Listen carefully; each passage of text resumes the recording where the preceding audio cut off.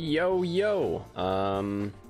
Okay, check and make sure my mic is on. I am back with a less beardy face.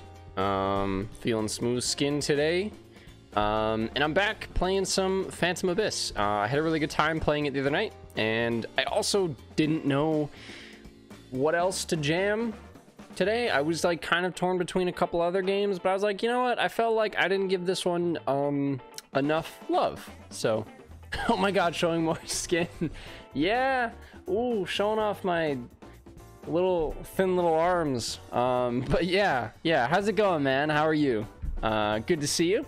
So yeah, decided I'd give this a go, another go, I guess, and see if I can maybe get it to the end, get through to the end of a second dungeon, temple. I quickly checked in earlier today, and I got all my lovely little whips back. People found them for me, so that's really nice of them. This looks like a fun parkour game. Yeah, it's a fun parkour game. Okay, so last time I did this, I really like this immune to fall damage because I cannot for the life of me roll at the end of my falls. For whatever reason, I can't get it. I can't time it right. I'm bad. So this one I'm glad to have back. But we also do have another one here, which is gain 2 heart containers. Blessings are 30% more expensive, which I'm all about this one. So, and you know what?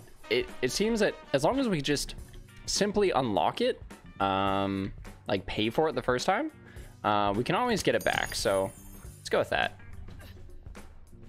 I also decided to add my normal like bout of background music.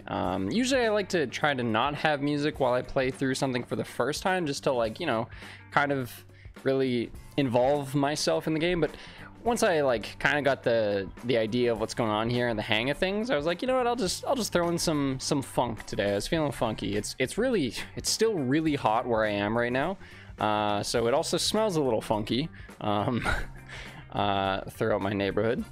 So it looks like, again, we are the first in the temple. All right, I'm feeling it today. Okay, so what was our downside? Was the blessings cost more? Yes. I'm sure I'm gonna have some real nasty deaths today. I know that much, but okay, so we're familiar with quite a few of the rooms now, which is definitely gonna help us in the long run.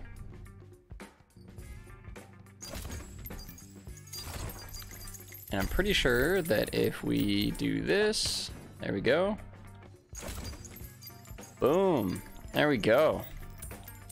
Yeah, my city is experiencing like a historic heat wave right now. I know actually most of like Western Canada is right now experiencing a pretty nasty heat wave. So if you are also dealing with nasty heat, I hope you're doing well. I hope you're staying cool.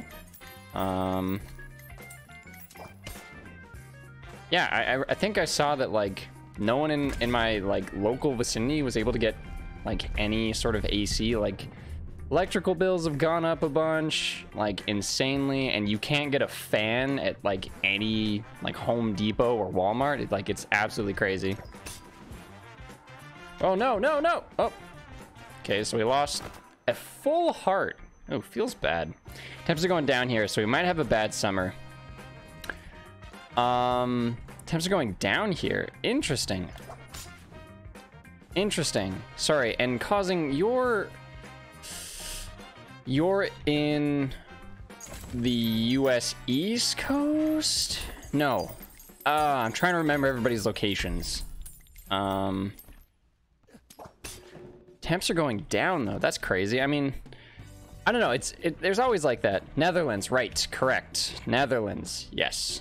West Europe. Oh, okay. Temps are going down. Interesting. Is it normally like pretty hot around there at this time for you guys? Because there's always that, you know, oh man, when it's you know this hot, I wish it was, you know, 20 degrees colder, or like if it's really cold, you're like, man, I miss the sun, and I promise I won't complain about it this year. Personally, I still love hot weather. Like this obviously, you know, is pretty brutal, but in my opinion, I'd rather have this than freezing cold, even though I know, I guess we'll take the heal. Even though I know that, you know, you can only take so much of your clothes off, and you can put on tons of layers, right? So, you know, there's pros and cons to it. Though here in my city, it's like really awful winters. Like we're known for terrible winters here. It's just there's no like mountains to protect us. It's just windy and ice cold. It's been going up and down. Summer temps when hot are getting hotter, but it keeps changing. Oh, summer temps when hot are getting hotter. Yeah, that's not ideal. Not ideal at all. And well, you guys follow so oh yeah, Celsius. So 30 degrees Celsius one week, and next week 12. Oh yeah, so that can be pretty sketchy too. Like just having, oh right, that boss is following us. Guess I can't speak too much without paying attention to what I'm doing. Anything back here? No, just this guy. All right, okay, let's get out of here. We can. Oh no. Oh no. Nope. I have no idea where I'm supposed to go. I have an idea. Okay, it's over there. Whew. Yeah, I know that, like, you know, switching temperatures changing quite vastly can be pretty brutal for, you know, for your health too. I know that, like, it's a good way to get sick, is being in and out of hot and cold temperatures very frequently, which is not ideal. All right, we're just gonna keep going. I feel like this guy's cruising. Oh. Yeah, I'm not, I'm definitely not a meteorologist, so I don't have the best idea of what, oh shit, shoot, shart. Where am I going? Where am I going? What's up there? What is this? Okay, paying attention. I don't know how I didn't get hit there, actually. Oh, or there either. Okay. We're definitely not gonna have enough money for this guy, so we're just gonna keep going. Anyways, what was I saying? Yeah, so I think, because we're at these last 2 days, we have been at 37 to 38 here, and so I'm in Edmonton, Alberta, and I've been at 30. It's been 37 to 38 between yesterday and today, which is just absurd. Like, we barely get this, and even the wind is just like brutally hot. It's like dragon's breath on you. But I know in BC, closer to the sea level, they're hitting like 43 to like 45 these last couple days, which is insane, absolutely insane. When, yeah, combined with our winters being probably, like, I would argue that Edmonton's winters are like probably the worst winters in Canada, because we I mean, I think that's like something that we're known for, is like how like insanely Arctic our winters feel. And it's just so windy here. Nothing to protect us from any of that stuff.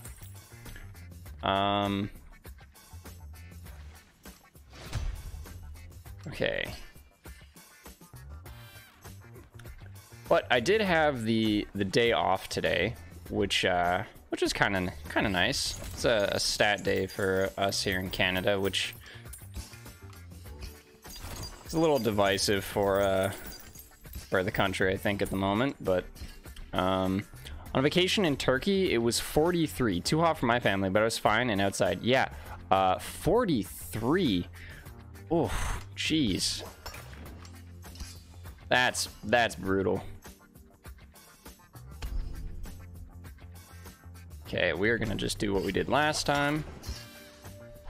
Do that.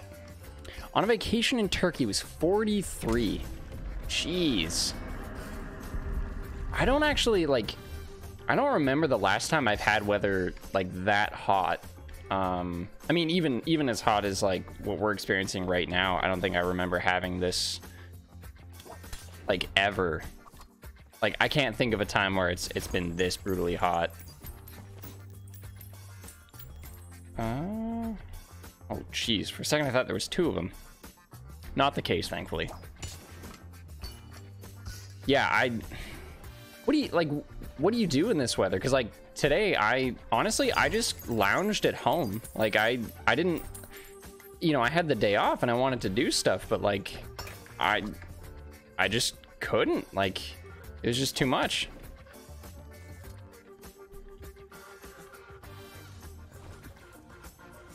Stuck the landing a little bit.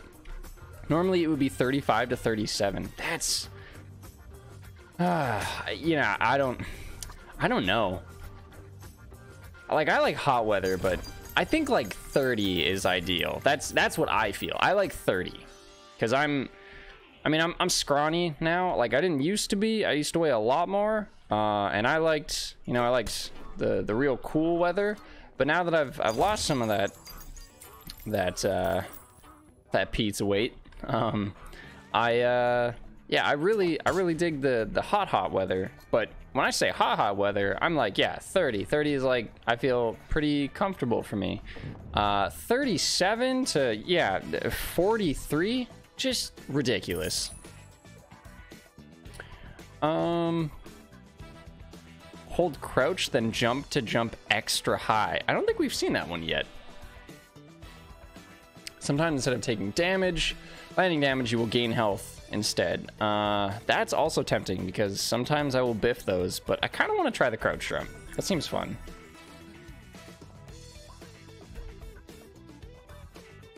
Seems kind of funky. Something new. Give it a go. But honestly, that's all I can think of right now is the weather, because like like 2 hours before streaming, I literally just laid on my bed and like cruise through like YouTube and Instagram, just kind of like hanging out, just trying to, you know, mentally prepare to be. This is. I mean, I went to the store today, and that I was outside for like 20 minutes because it's too much. It's too much. That's the thing, is like on a day off like this, or even just on like a sunny day, because, you know, we don't get a whole lot of those here in Edmonton. You want to like go out, get some stuff done, but like it just weighs you down today. Like, you just don't feel like doing anything. All right, so we got to go one of 2 ways. Just wear shorts, and if it gets too hot, a bucket with cold water for your feet. You know what? That's actually a really good. I'm wearing shorts right now. You know, actually, last stream I was just in my underwear. It felt way too hot in my house, but I got a couple fans going now, so it's not too bad. But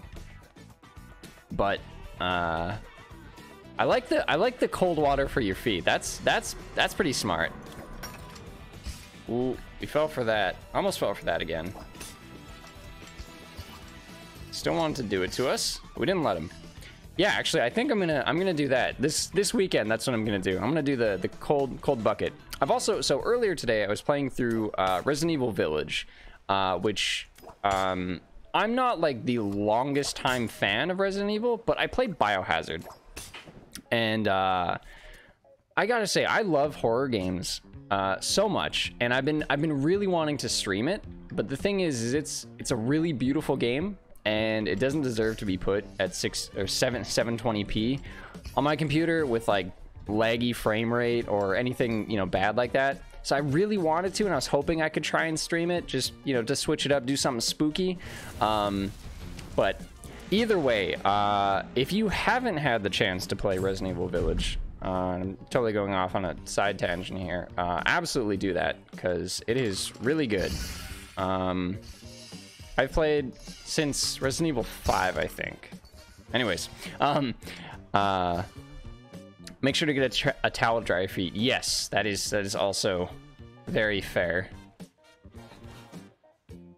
You need to change the settings for Resident Evil Village. It has some bad laggy settings. Oh, okay, good to know.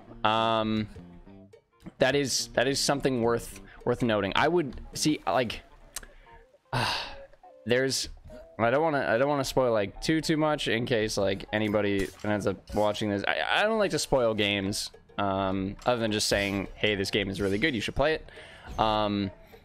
But I know I've mentioned before, I have like this awful fear of dolls, and one of the one of the somewhat main villains is like a really terrifying come to life doll. And my first instance of seeing it, I freaked out. I was like, oh my god, like I'm not ready for this game. I thought I was ready to play this, but I think oh, okay, that one wasn't too bad. You should be good with that fear. Yeah, it's a really small segment in the game. Yes, that's what you know the part that I'm talking about.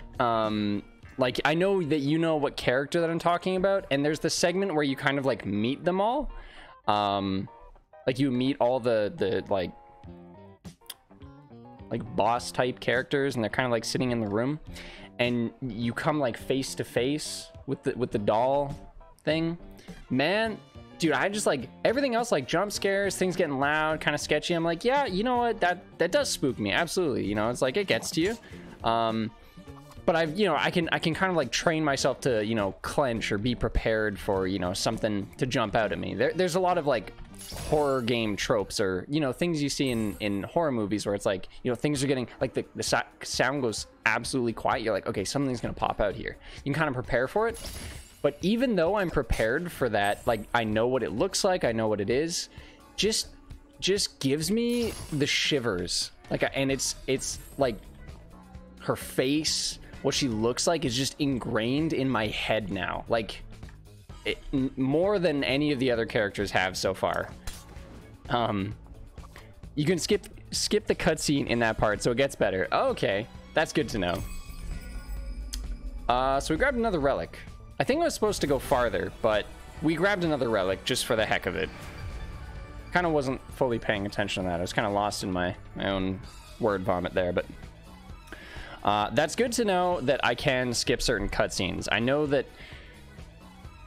So the reason that I wanted to play the game, actually, like, I mean, I played Biohazard, really liked it, but I was scrolling through Instagram one day, and IGN had like a quick video on it, and it quickly showed that little doll in like there's like the dollhouse area, and oh, what up?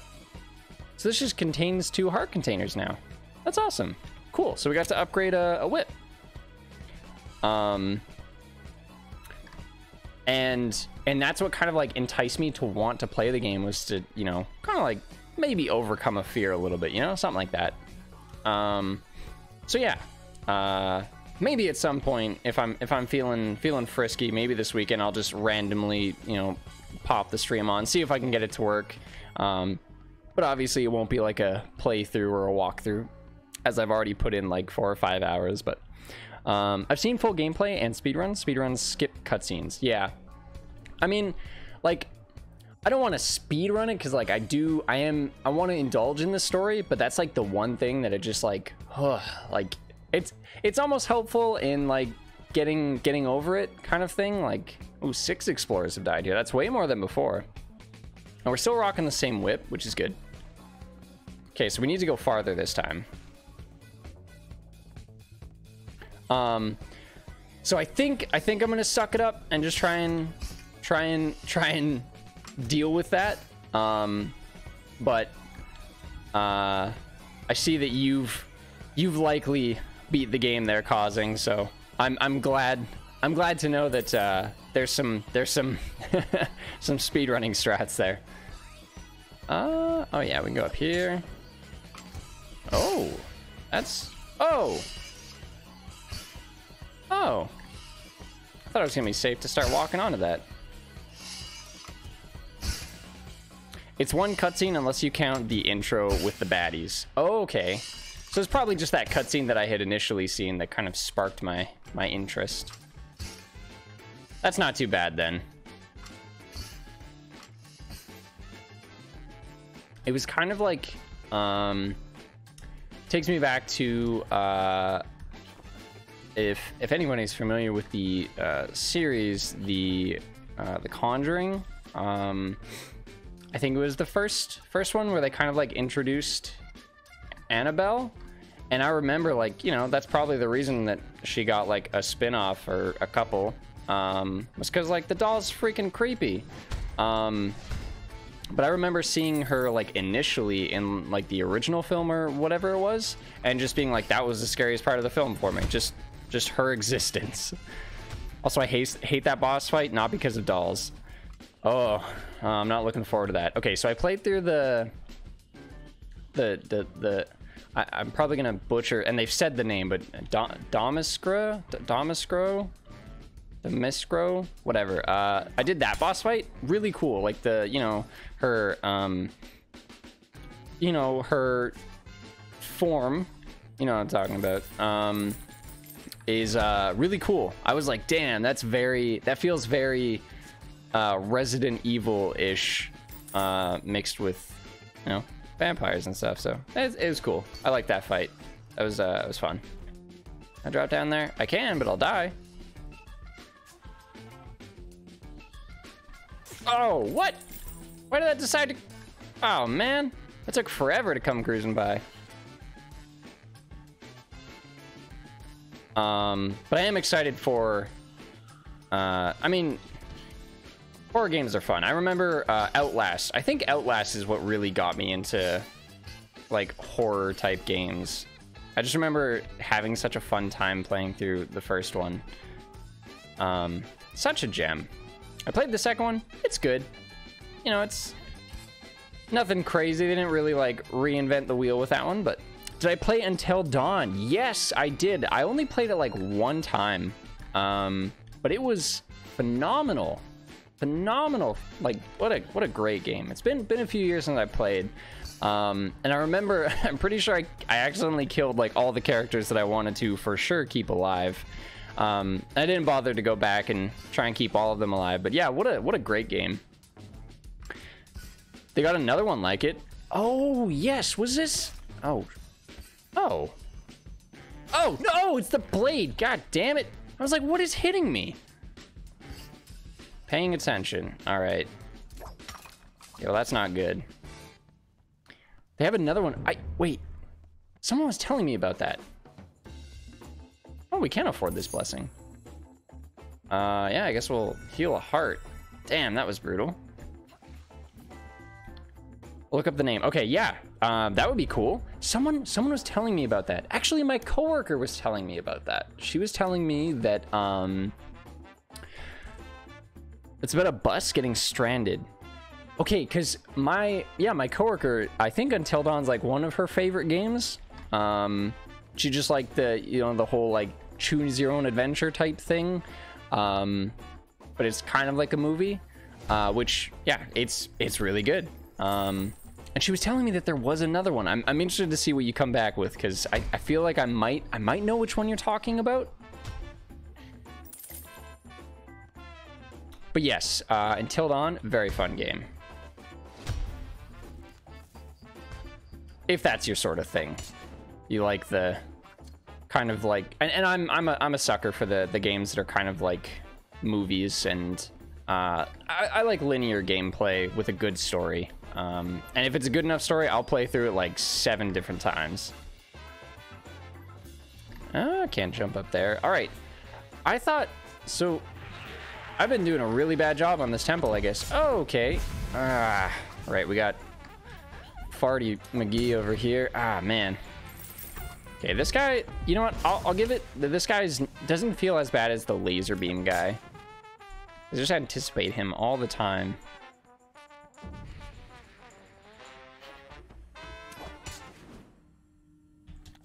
Oof. Oof. Okay. Is there a chest over here? I feel like there is. Nope. No, there's not. Oh, let's not suffocate.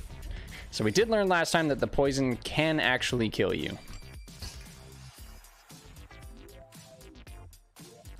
The Dark Picture, Little Hope. The Dark... Is that something that I could play on PC, or is that an exclusive? Oh, no. Because I don't think that's the name that I recall. But The Dark Picture, Little Hope. Okay, that sounds cool. No, it's for PC? Oh, wait. It's for PC? Oh. So it's not on... Okay. I'm gonna look that up after the stream. I'm gonna check that out. Dark... Okay, sweet. The Dark Picture, Little Hope. I will definitely check that out. I've just been on like a horror game, like, crave lately. Like, I just really want to play some good horror games. And I feel like now playing through Village, I played through a good portion of the like the notable ones that people would like. I've played through Outlast. I've played through... What else did I play through? Have I played through other ones on Steam? I know, I must have, yeah. Like, because it has the same gameplay as Until Dawn. Well, that's good. That's good. Whoa, whoa!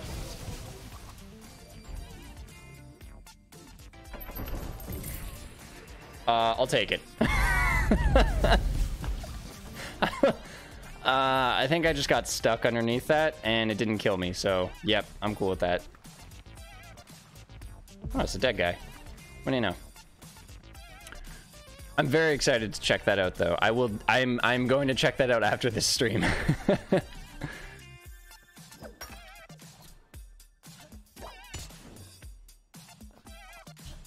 Better yet, it's probably on sale, too.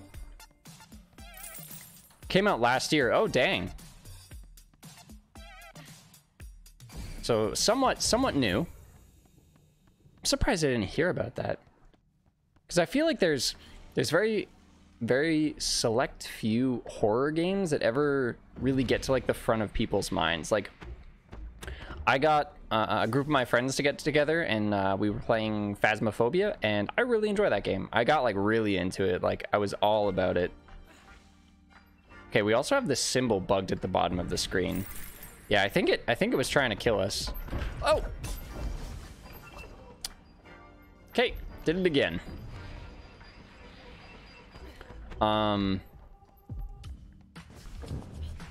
Yeah, we should have died there.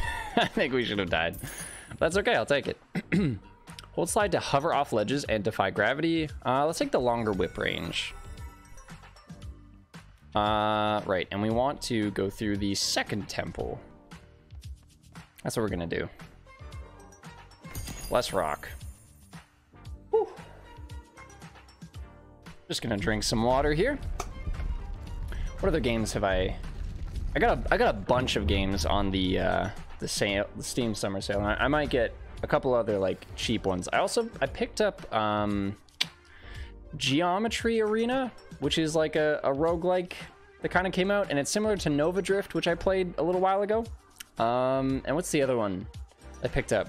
Dungeon of the Endless. I picked up those. They were like $3 or $4, so I was like, sure, I'll get those, and I might stream them at some point. But yeah, if there's any good like horror games, I might also...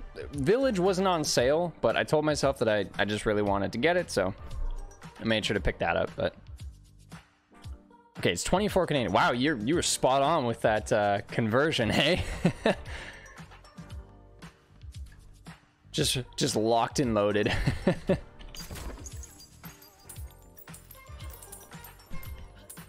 That's okay. That's a pretty reasonable price then. Yeah, and if it's anything similar to Until Dawn, I can definitely get behind that price. Just looking it up. Fair enough.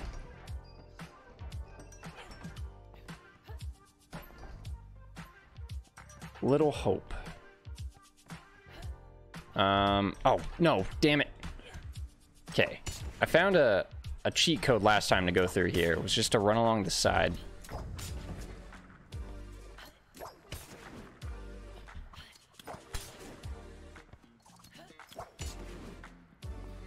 Oof, okay, we do not like those guys at all.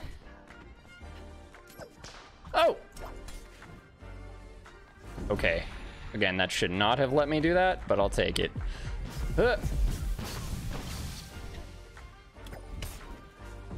Oh, that, what? Oh, they just disappear. Oh, it starts me all the way at the back? Oh, no. Not very, I'm dead. Ah, that's not fair. That's not fair. Ah, jeez. Okay, Dark Picture, Little Hope. I'm going to remember that. I'm a very forgetful person, but I will remember that. Okay, so we died in that one, which kind of sucked, but I messed up quite a bit on that first run. Posted it in the disco. Oh, okay, sweet. Yes, in the disco. Sweet. Drop coins. What is this one? Chest contain 50% more coins. Phantom steal coins. I'm not about that. We're gonna take the immune to fall damage. Yeah, sweet. I would very much appreciate that. Yeah, I've been trying to, you know, have different games to, you know, to check out on stream. But it's also like I want to try and like stay in the theme of playing roguelikes most of the time, unless there's like something that like really catches my interest and I'm like, I gotta check this out. But there's some games there's like I just want to experience on my own. Like if it like I know all the Dark Souls are on sale and I'm like, I kind of want to check those out. And I played through, I beat 3, but I haven't played through the other 2. And I was like, you know what, I want to check those out. And I don't think that's something that I would, because I'm not very good at video games. Not like super reactionary video games. That's the truth. So I feel like it'd just be miserable to watch. Oh, I didn't know what to do there. The other 2 are harder. Yeah, my I'm already dead. That's brutal. That was really bad. Busy just getting lost in my own word jumble here, but yeah, I think I did play a bit of 2 like years ago, but like a very small amount of it. And I remember really liking Dark Souls 3, and I want to check out, what's the other one? Sekiro? The other one? I want to check that one out too.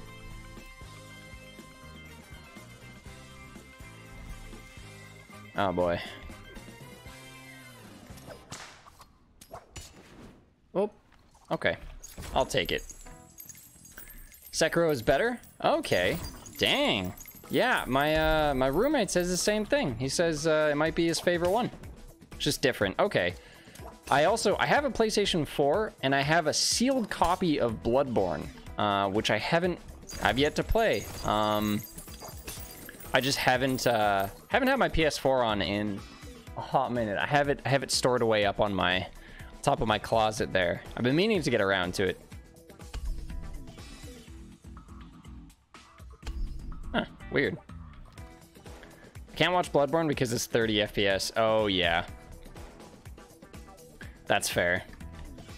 Was there not like they were planning on doing like an update for, or like a next gen update for it? Maybe? Is that something I heard? No. Ooh, I also really want to check out Ghost of Tsushima, but I'd have to also pop on the PS4 for that one. I get nauseous. Yeah, that's fair. So honestly, since putting together my PC, oh. Okay, that was fair. That was fair. I haven't really hopped back onto any of my consoles, just because, like, yeah, once you're playing in like 60 FPS, it's weird to go to 30 FPS. It's not like a I can't do this 30 FPS because all I do is 60 FPS type, you know, like PC master race type thing. But it's true, like, it's so noticeable. Like, it's very noticeable. We can buy this bamboo whip. I kind of just want to buy all the whips just to have them. Sure, let's take that. Give that a go. I got a PS4 here, but with only 60 FPS games. Oh, do you have like a... Because maybe I don't know enough about PlayStations, at least not as much as I thought, but... Because I thought all the games on like baseline, like base PS4, just played in 30 FPS. And I thought like only the Pro could play in 60 FPS. 30 FPS game I have is Persona 5, but it's turn-based like Pokemon. Right. Maybe I just didn't pay enough attention to like the FPS when I was playing religiously on my consoles.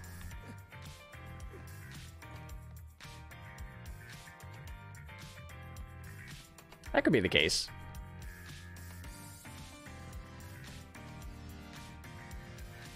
All right, so the thing is, I can heal hearts if I stand near phantoms. Oh, what is... Man, I feel like I just got thrown off the side there. Oh, that sucks. Okay, so we have this whip that lets us heal when we're near phantoms, but no one else is in this temple. That was really bad. I didn't feel like... Yeah, okay, I did get pushed off because I like... Yeah, I just like slid right off that chest. Ah, that sucks. That's okay. 2 is better than 1. But most are 30, so I have to look the game up to see how it runs. That's fair. I feel like I'm this isn't like a problem, or this isn't a new problem really, but I really would like to get a PS5. That is my next gen console of choice. There's just so many good exclusives that I want. I could really want to check out Returnal, the new Spider-Man. There's gonna be the new God of War like next year. Ah, PlayStation, just like they have some fun exclusives.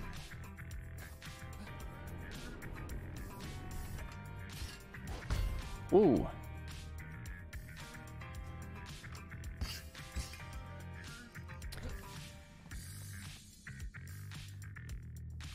I also, I used to be a fiend for fighting games as well. Weirdly enough, I'm not, again, just after saying I'm not very good at video games, I used to be like, ah, no. Okay, jump. Okay. All right, so not ideal. But I picked up Mortal Kombat 11, and I just had an absolute blast playing through the, oh, I don't know how I passed that. Playing through the campaign in that game. Very fun. It's a good time. If fighting games are your thing, I guess.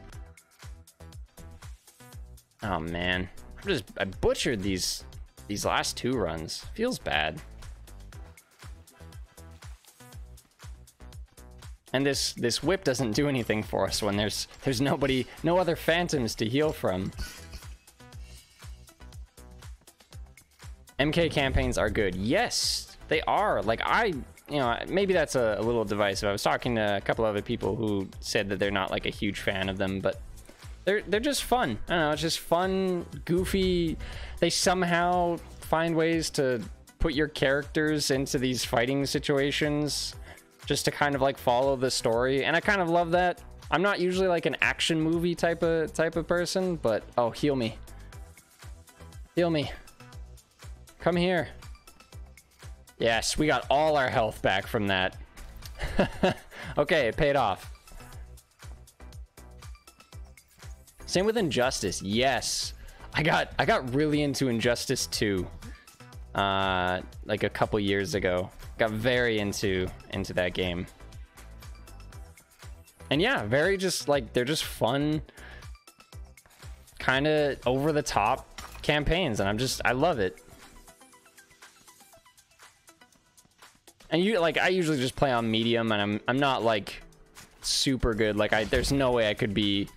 I jumped into an online I jumped into an online match the other night after like feeling good about myself for like getting through the campaign. I was like, yeah, I could take on a guy. Let's go. And I just I almost got flawless KO'd, like just absolutely dunked on.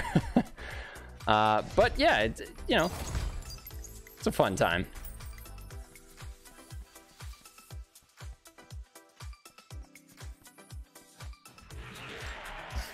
How do you like? I think that the idea of them having DLC characters is a fine way to have, bringing content to the game. But it's hard because I feel like there's balancing issues with that. Like I was playing through some of the characters and like some of them feel good, but then like watching some like pro people play through it, I'm just like. There's like certain DLC characters that like you just have to have, and in fighting games I feel so torn about that because it's exciting to get like new expansive DLC characters or guest characters, and that's fun, but I feel like it becomes kind of like a pay to win in those situations because like fighting games naturally are like competitive, right? Like that's just kind of how they flow. Oh, let's stay over here a little bit. I played with friends and just had some casual fun, no sweating. That's good. That's always the best. Like that used to be what I did after school all the time. I used to play Mortal Kombat with one of my best friends. He was way better than me anyways, but it was always just like casual fun. That's how I try to take it most of the time. It's like, sometimes I'll get my ass handed to me. Sometimes I'll do the ass handing, Make OP DLC characters for sales. Same with Dragon Ball FighterZ. Same with Smash. Okay, so the thing, I tried to get really into Smash for a while. Obviously, that's like that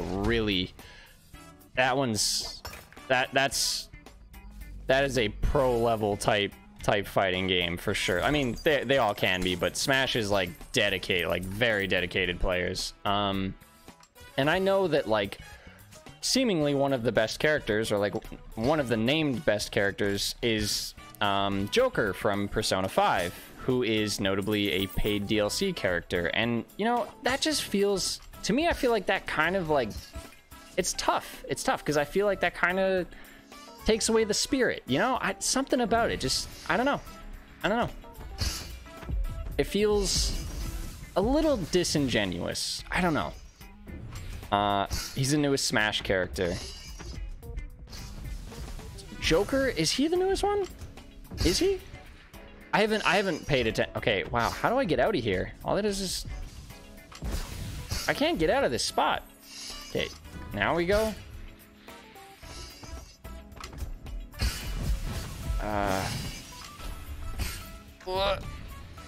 Okay. Whew. I don't think I've been in this room before. Maybe I have. Oh yeah, I totally have. Oh, okay. Fire doesn't burn, thankfully. Same when Bayonetta came out. What? Oh, poison. Ah.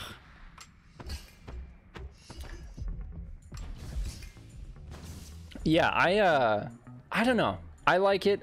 I'm torn. I think it's fine, but it's I don't know. I'm torn about it. I'm gonna keep saying that, but there's pros and cons to having like paid DLC characters.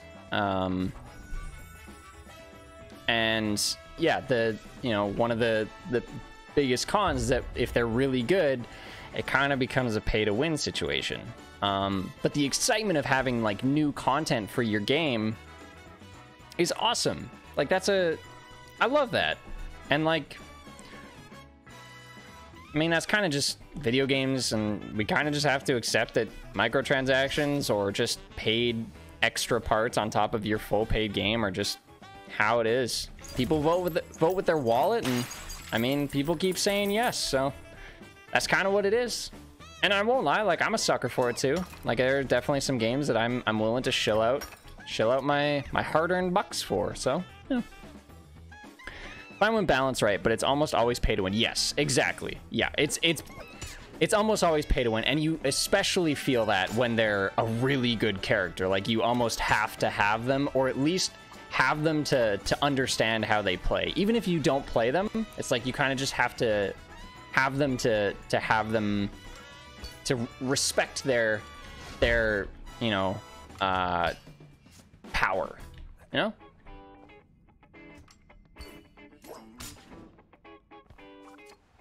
All in all, though, I do really like fighting games. I just don't, they have to click with me. I've been seeing lots of videos and hype around this the newest Guilty Gear. I've heard that it's really good. It looks, looking at it, it looks very strange to me. But yeah, I've heard nothing but good things about it, so I might check that out at some point if it ever goes on a big sale or something.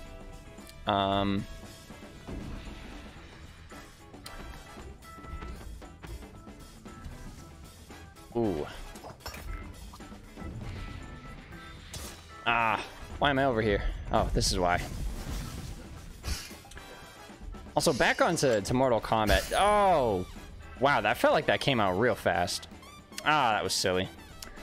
Mortal Kombat, I feel like they have so many characters. Like, they have a huge roster of characters, and I'm always like kind of disappointed to see them like cut out some characters from past games. Like, why can't they just have like a big 100-person absolute mayhem of a character roster? You know, that would be awesome. I would pay full price for a game that had like all their OG characters from, you know, like 3 games ago, 5 games ago, like the 90s. That'd be so cool. I would love that. Steve from Minecraft is broken in Smash 2, but got balanced before Joker came out. Okay, wait. Isn't Steve the newest character? I don't know. I haven't played Smash in like, I think over like a year. And I know that I got Joker and I don't have Steve at the moment. Maybe I'm misremembering, but Guilty Gear is 90% soundtrack, 10% fighting. I mean, if it's a good soundtrack, that's, can't complain too much, I guess, right?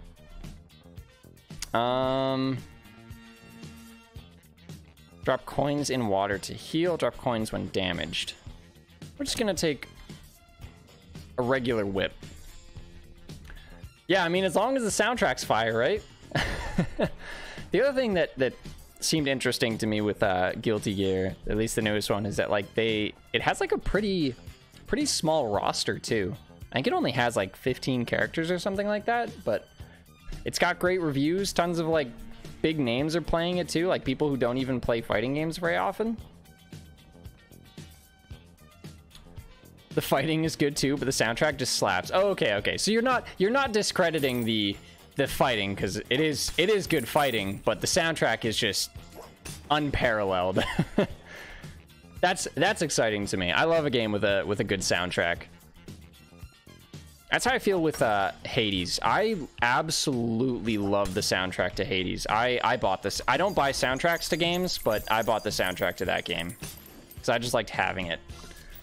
And the other game that I play a lot of competitively, I'm not good at it, but I try to be, is Hunt Showdown. I play a lot of that game, and they have the soundtrack on Spotify, and it's just like really cool. Like, they label it as like dark blues, and it's just lots of like humming and like acoustic guitars and like mandolin type stuff.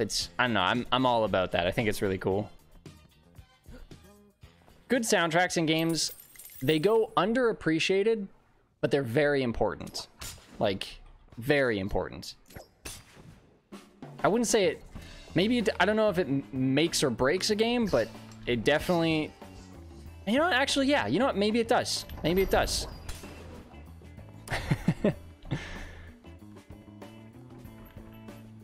I love a good video game soundtrack. I guess I feel the same way about The Last of Us. My mind is just, I'm sorry, my mind is like all over the place right now. This heat is really getting to me, but The Last of Us, I mean, that's my favorite game ever for a million different reasons, but definitely the soundtrack too. Just like the sad, somber acoustic guitar. Lovely. Just lovely. I hate these. Yeah, you can't jump these, man. You're going up a hill. You can't jump those. It's like impossible. Oh, right. I can just whip, I guess. Okay. Do you think you have an absolute favorite soundtrack from any one video game? Like, do you have, like, can you think of a video game and you're like, this is my favorite soundtrack of all time from a video game? Because I think there's too many contenders for me, honestly. I definitely have, like, a solid, like, top 5, but I don't know if I could put them in, like, order, you know?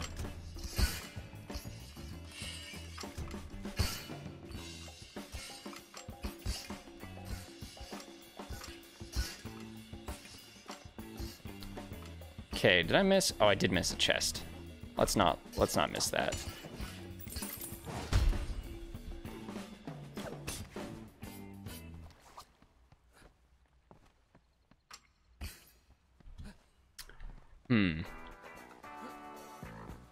Okay, can I drop down here? I can. Usually there's a chest down here. Perfect. You know, even considering I'm dying a lot in this and seemingly not making a whole lot of progress, you know, it's just like a really fun game to just kind of just shut your brain off and see how far you can get.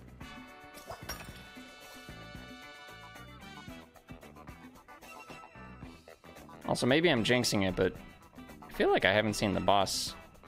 Sometimes, oh right, that does that. Oh, let's not die. Maybe this is only the first floor, but oh yeah, I think actually it is. That's why I have so much money. The RNG for the floors can be pretty brutal sometimes, in that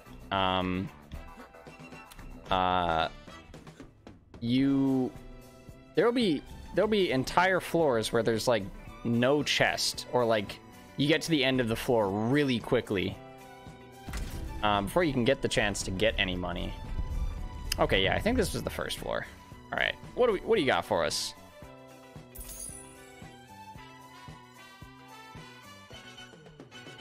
Hold jump to fall slowly. Ooh, yeah, okay, that seems cool. I dig that. I like the hover down. That's pretty fun.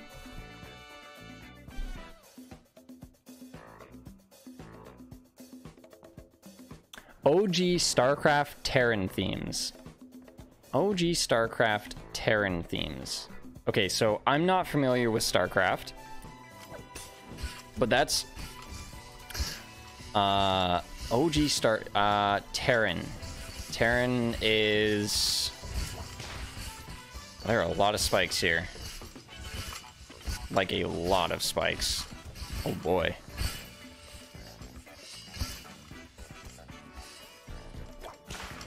Oh, no.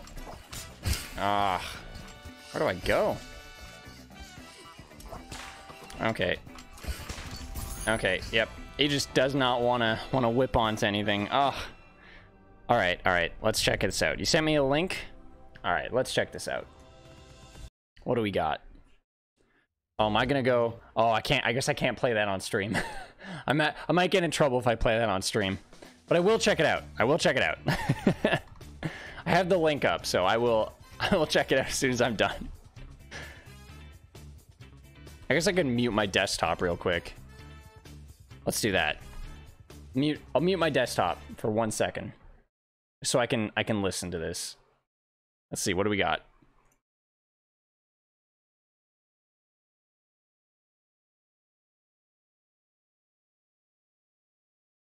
And 7th Legion BGM-9.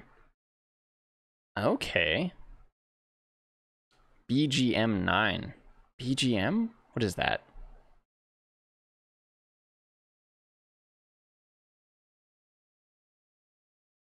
Oh yeah, this kicks ass.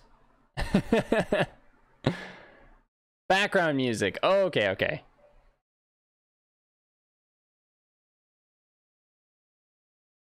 Dude, this is hype. This is some hype music.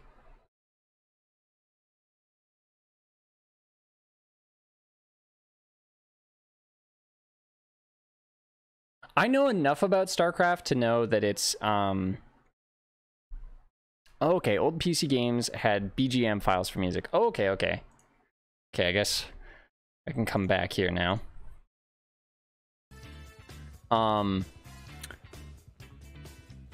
That's I dig that. I dig that link that you sent. I would like to kick some space ass to that or something. I like that.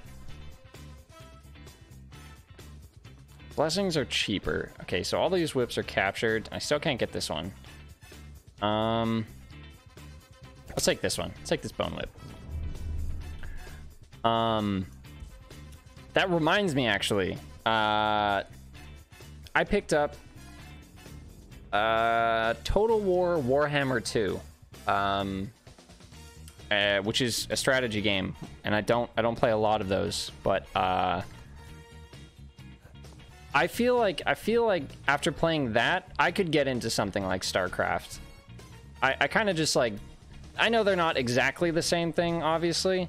They could be vastly different, but I don't know, I suddenly got like an itch to be strategic or something, you know? Can't get into Total War. There is, I will say, like an overwhelming amount of things to learn. Like, honestly, I think I put 2 hours into it, and I'm still like playing through the tutorial, like constantly being bombarded with little notifications telling me how to actually play the game. StarCraft is so much faster, you know. And that's the other thing is I know that StarCraft has like a huge like competitive scene, and I was curious as to how that worked, you know, because, you know, obviously I don't understand how the game works. It's interesting to me to see a strategy game like that be competitive, but obviously that makes sense to me. The one that doesn't make sense to me is World of Warcraft. I still don't understand exactly how that becomes a competitive game. It seems weird to me because it's like an MMO RPG, you know, that seems weird to me. But anyways, if you want to have a Korean girlfriend, you need to beat her dad in a game of StarCraft. Okay, I watched a video earlier this week, I think, that was, it was talking about how, was it 2019? It was the first time ever that someone Korean didn't win like the StarCraft like world championship or something like that. I think he was like Swedish or something. I thought that was like very interesting. Because I know that, like, you know, for places like Korea, oh, what? I didn't time it right. That's okay. Oh, I lost a lot of health from that, or a lot of money. They basically turn gaming into like a profession from like a young age, which is interesting to me, but kind of cool.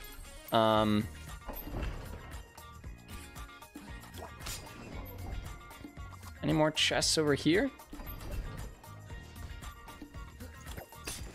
Oh, there's a chest. Look at that.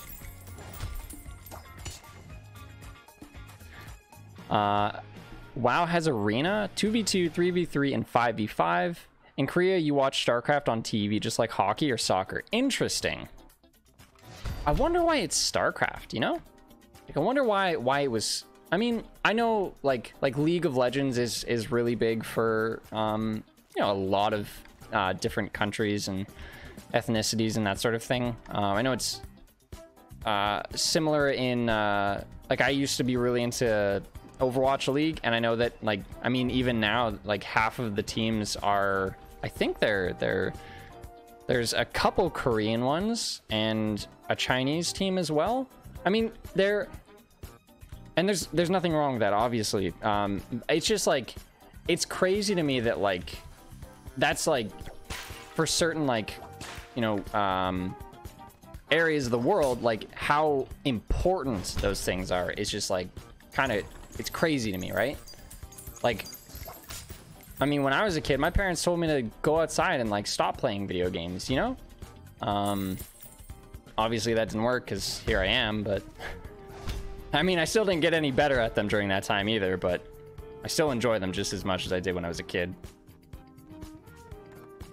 StarCraft came out in 1998 and they still play it. That's crazy. Is it because is StarCraft is the first one the one that's still really competitive, or it's no? I'm because I think StarCraft 2 is like pretty competitive as well. I don't know which one's bigger actually, but the OG game. Okay, okay.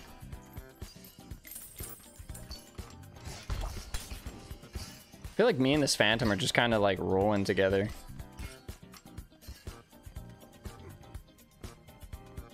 Man, I actually remember when myself and my roommates, we got really into like playing competitive Overwatch. When Overwatch League like started up, like the first year it was out, it was like a big deal. We watched it like every time it was on. Like we got home from work, we'd watch it for like a few hours. Like we just sit in front of the TV, and it was awesome because it was so cool to see like one of our favorite games get represented on like a stage like that, right? Blizzard promotes StarCraft 2 but can't compete with StarCraft OG.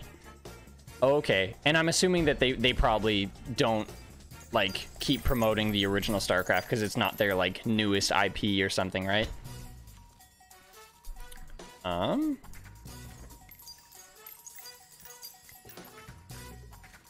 But I guess like I can definitely understand the excitement around, you know, seeing your favorite game be that popular, but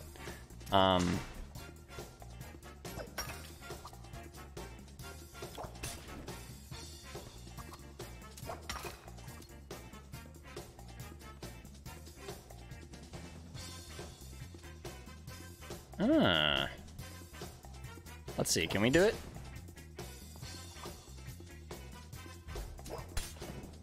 Oh, we can. We did it. Oh, right. Nice. All right, here's the boss finally. Oh, geez.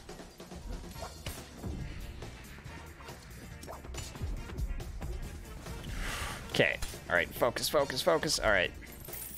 I need this money.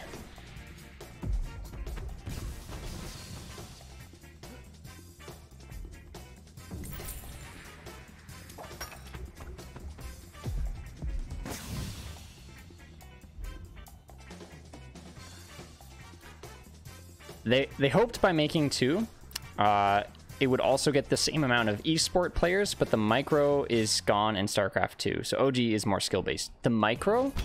The micro. That might be an in-game term that I'm not overly familiar with, but sometimes the micro movement. Oh, okay, interesting. Micro movement. Yeah, I guess there's like, from what I've been reading on,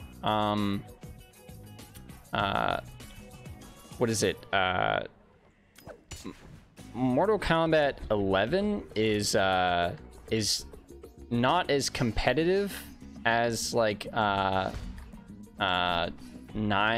or 10.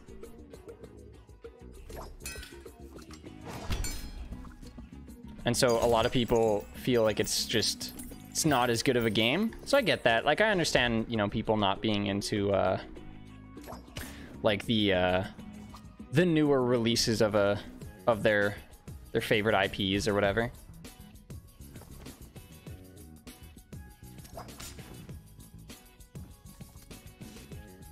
We're doing something here. We're doing something. And micromanagement. Okay. Interesting.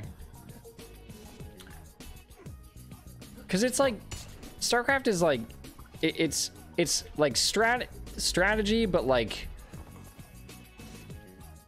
I don't know. I'm probably, I mean, I absolutely don't know what I'm talking about, but I know it's a strategy game, but it's like, you've got like lanes and stuff, right? That is a thing? You gotta like resource management and that sort of thing? like kind of similar to League of Legends, which I also don't play or know a whole lot about. No lanes? Okay.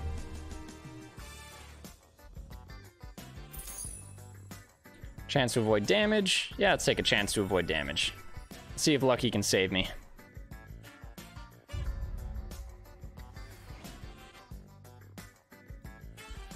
It's base building and micromanage your units. Okay, base building. That's an interesting concept to have something be esports. Because, like, what do we have at the top of the esports roster? We've got, like, CSGO, League of Legends, yeah, StarCraft's 1 or 2. I'm not sure, like, the numbers there, but I know that those are pretty popular for, like, esports. I think Rocket League's up there now, too. Oh man, Rocket League's what a time.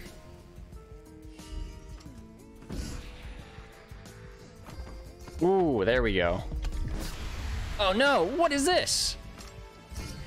Okay, this time they didn't give us the belts. I'm glad. They didn't. There was no belts on this one. Ooh, I was worried I was gonna get stuck in that.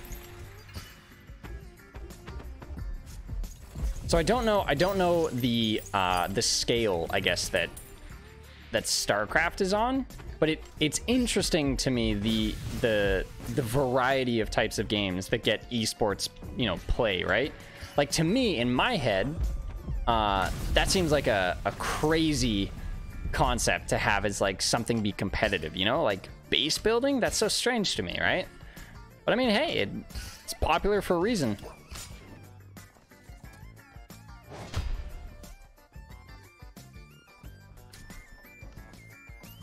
I guess you can really turn any game into some sort of competitive thing. I mean, think of all the board games you can turn into drinking games, right? All right, this boss is being a real pain. Can I drop down here? Yes, I can. Okay, we found a lot of chests so far, which is really good for us.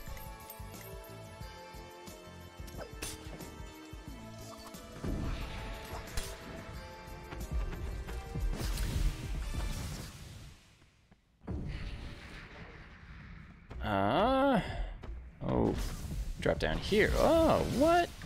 Okay, okay. This Phantom knows what he's doing. This guy's probably put a few more hours into this. This is where it is. All right, we're getting out of this hole. Why is it snakes? What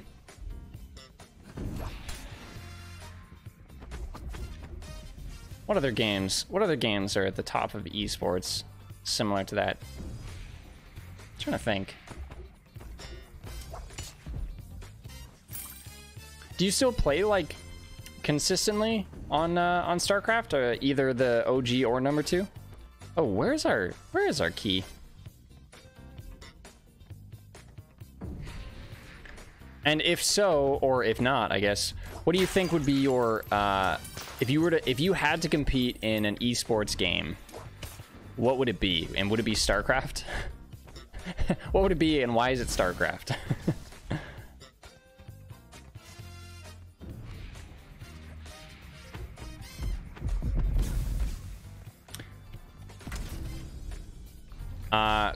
Quit StarCraft 2 because I played 2s? Because I played 2s. I'm confused by that meaning, but you would play Unreal Tournament 2004. Dang. I don't know much about Unreal Tournament other than it utilize the Unreal Engine, which is like a thing that a lot of games use now. What else do I know about Unreal Tournament? That's like, I think it's like one of the OG games of like starting esports was Unreal Tournament. And was Unreal Tournament the one where you had the gun in the center of your like chest? Or am I thinking of, that's Doom? Or no, Quake, right? Quake did that. Like one of the original Quakes had like the gun like out of your chest rather than like holding it off to the side like you would a real gun. Quake 3 Arena. Okay. Oh, okay. So you quit StarCraft 2 because you played 2s and your buddy quit. Oh, okay, I see. So what you're saying is you're looking for your pair to get to hit that pro level again, hey?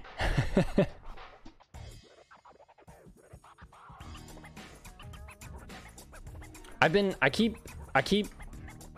have a couple of friends who are currently like really into WoW at the moment, and I've really been fighting with myself as to whether or not I want to get into it.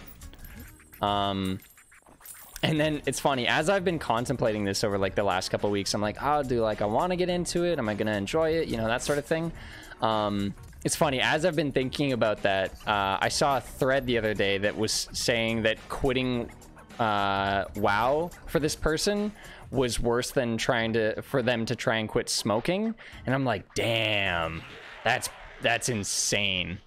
Obviously the difference being that you know, WoW doesn't directly cause like cancer or other illnesses, right?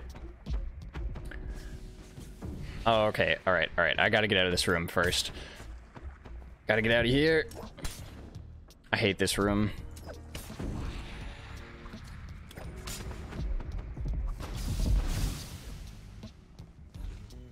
Ooh, this room too.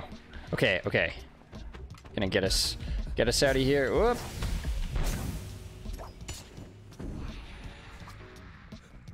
I just want to get out of here. Yep, I'm out of that room. Woo. Okay. Okay. Chest down here.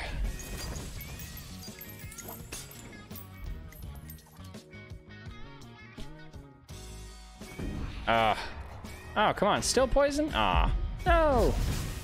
Okay, sorry. This temple is really stressful with these guys who like aim at you.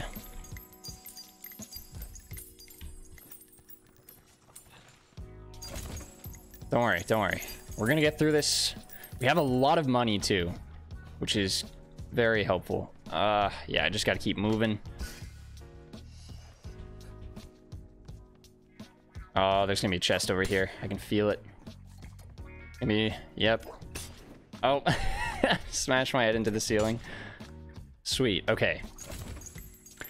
Nah, not playing pro, just for fun. At the moment, I'm leveling characters for a friend in WoW, but that's Burning Crusade Classic. Yeah, that's what they've been playing. And that's what they've kind of been like talking about wanting me to get into. And that's what I've been looking at getting into, is that I rage quit WoW, so I only play for others. That's very selfless of you. That you know what it does to you, but you do it for other people. Okay, we have tons of money, so let's buy us something here. Reduce Guardian's anger by 1 and prevent them from angering next floor. Or gain a heart container. Let's calm them. I like that. You played pro for a long time. Oh, I think I remember you telling me about that, about playing like pro WoW for a while. But after my guild quit, I kept playing with friends. Dang.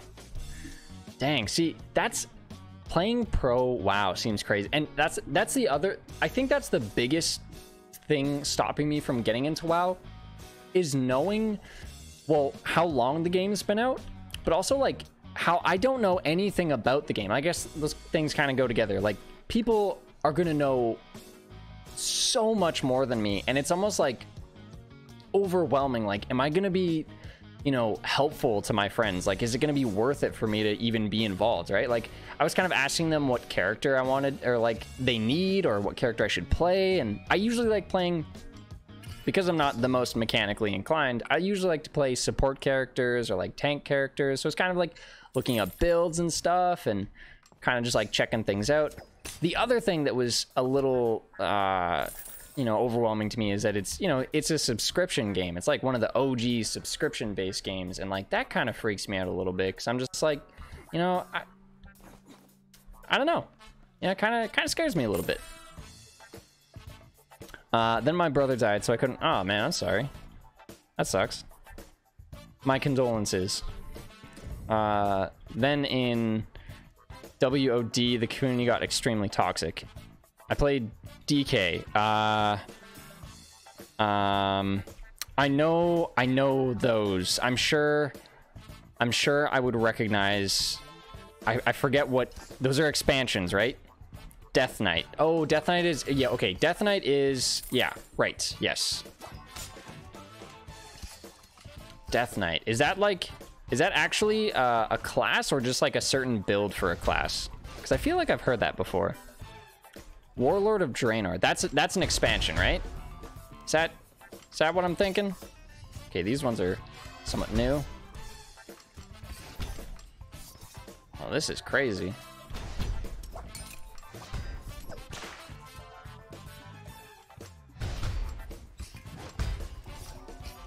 Whoa!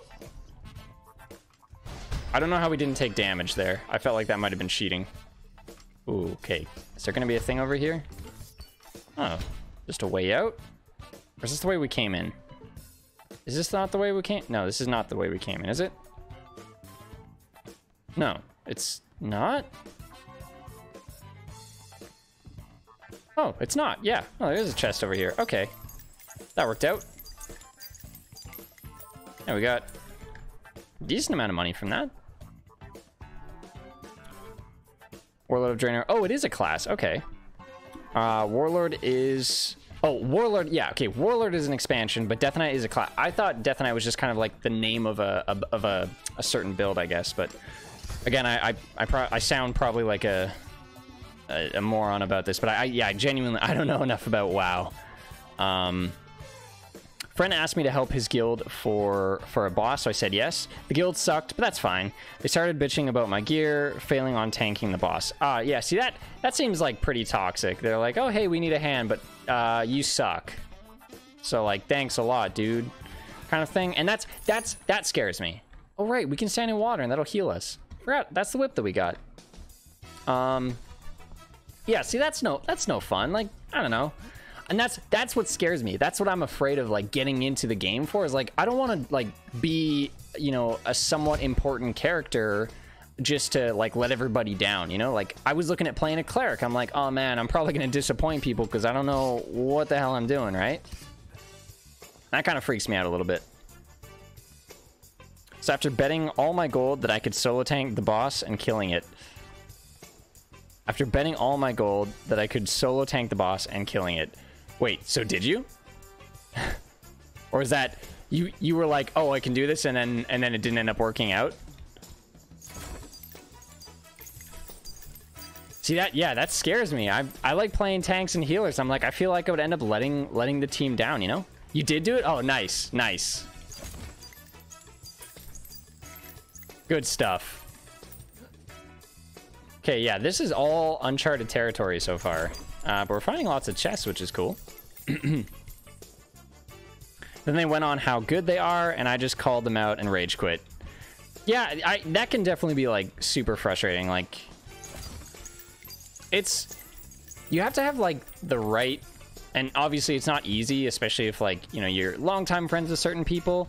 But, like, you gotta find, like, a good group to play, you know, competitive games with, for sure. Because, like, I have some friends who are, like, really level-headed when they play video games, and then I have other friends who are, like, super aggro after, like, one thing doesn't go their way, and I get that. Like, I can be like that. I can be that person. Like, I can be really frustrated, but I usually try to just, like, you know, brush it off after like, the, you know, the one game loss, or, you know, the one death or something like that, right? But it's hard to be that person. Okay, we got another chest down there. And I figure it's probably the best time to grab this stuff because we don't have the boss chasing us, so it's a good time to get our money on.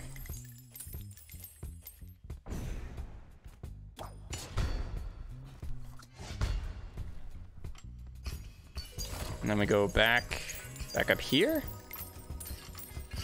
Oof. Oh. There's a key. There's a key. Ah, the key is down there. Whew.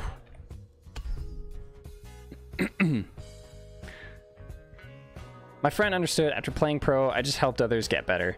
No rage, no hate, just players helping players. Best feeling when they get better at the game and the class they played. Yes. I always feel like that's like probably my favorite thing about, like, obviously if I was, you know, I'm not a pro at anything. I don't think anyways. Oh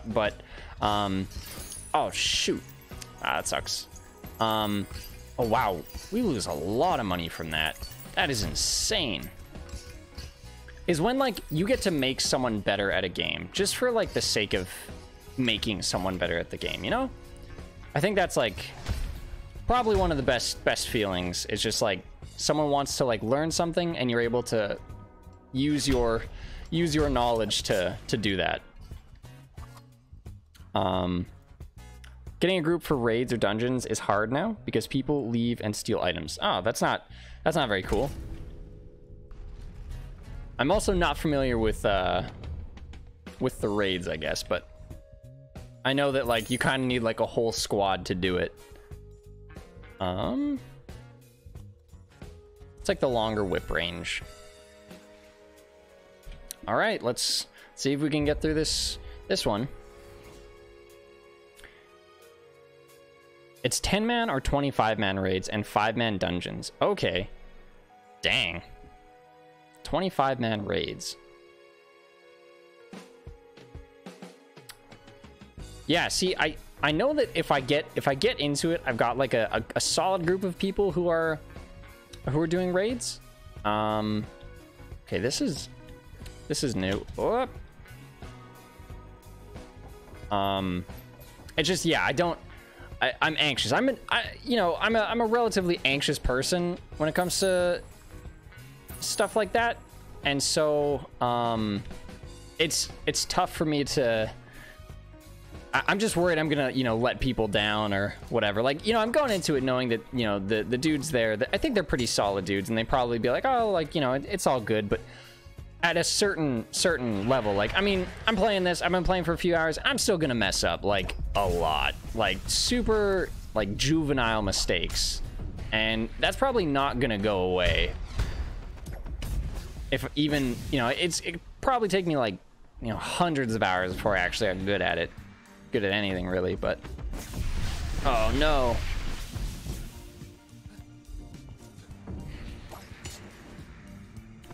Okay, focus, focus, focus.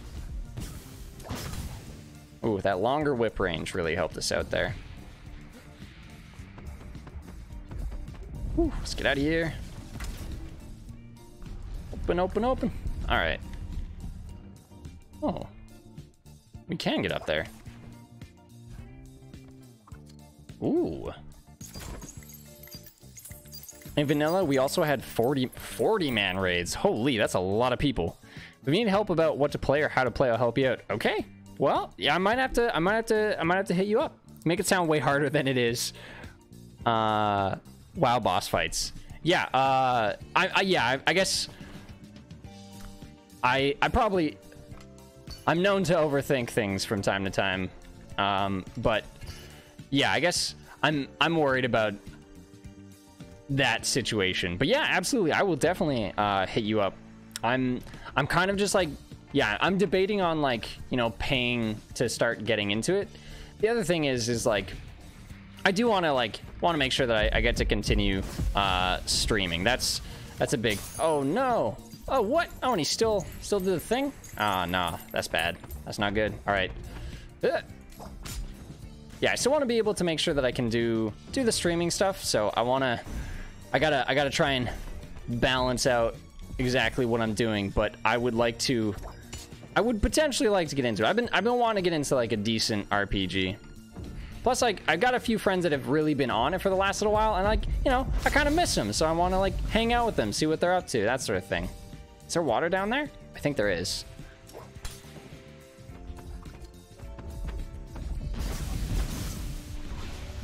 Oh, this is not going to be worth it. No, there's no water over here. Dang. I was really hoping there would be. Whew. Okay. Whew. Okay. I'm trying to think. I don't think I've gotten the relic from this one. And I don't think I could go on to the next area anyway, so I think I have to get this relic. Don't stand in shit, stand behind the boss. If you have a debuff that explodes, move away from the group or stay close if the damage is reduced by other players. Solid tips. Solid tips. All right, so I think I have to go through this one and hopefully get through this. Those are good tips though, thank you. Yeah, I think I'm pretty set on playing a cleric. I think that's what I wanted to do. So I was kind of looking up like builds for a cleric. I'm just trying to get like a feel of characters that are worth playing, characters that I feel like I would enjoy playing, helpful characters, and it seemed like the group might need a cleric as well. It seemed like they had a lot of druids, which is good from what I've heard, is that like the druid has a lot of kind of like jack of all trades type skills. So seemed like we need less of that and more like specialized characters in the group. Not tips, that's all the fights ever are. Oh, okay, fair enough, fair enough. Yeah, so I think, wait. Druid is the tank, DPS heal. Yeah, okay, I think I was wanting to be like the healer with the, sorry, I say cleric, but it's, yeah, the priest. Priest is, I think, who I was looking at. Oh yeah, I think I can get up there. Yes, longer whip range.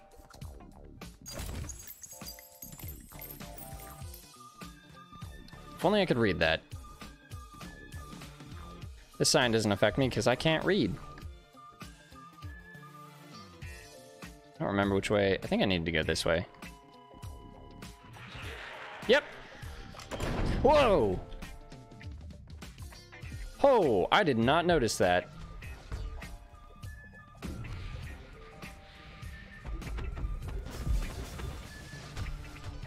Getting out of there.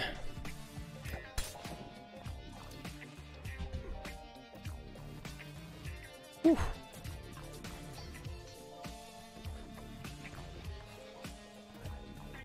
Ooh, okay. All right, all right. How many of these we got to light? What? Okay, we only got to light 2. We only got to light 2. Priest is damage or healing. Okay, so wait. Paladin or priest. Yeah, so the druid kind of does a little bit of everything. Priest does damage or healing, and the paladin kind of like tanks. Priest just sucks to level. Oh, really?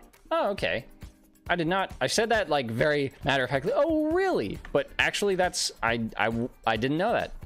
I'm assuming just because like it's easier to level up if you're dealing damage, right? That would be like my thought process is like you probably get more XP by like killing stuff rather than, I mean, healers usually in video games, they're like it's the thankless job, right? But somebody's got to do it. Oh man, I've started to figure out how to get up above those things, but I do not like those spinning blades. They always trip me out a little bit. Okay. It's so funny to me. I feel like I always do the best in these games when I'm just like not fully paying attention to what's going on, because that's absolutely what's happening right now. It's like I'm trying to figure out if I want to play, you know, World of Warcraft and also and also not die here. And then suddenly it's the farthest that I've made it so far. Farthest, I said that last time too. It's the farthest that I've made it. Redundant to say the other part. Oh, no, don't kill me, don't kill me. Okay, we gotta go up.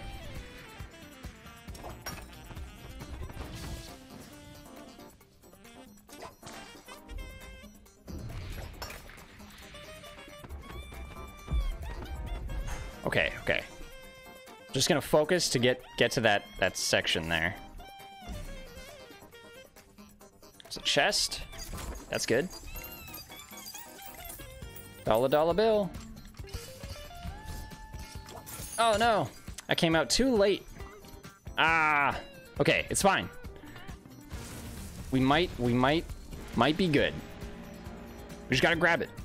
You might want to level with a friend when playing priest. Okay, yeah, I guess I like, I don't think I don't think I'd be playing by myself, honestly, if I were to really get invested. I'd probably mostly only jump on if I had some crew members, some friends, you know?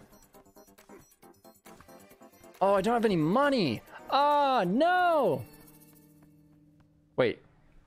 Oh my god, there's 4. Oh my god. From back there, I thought I could only see... okay. That's fine.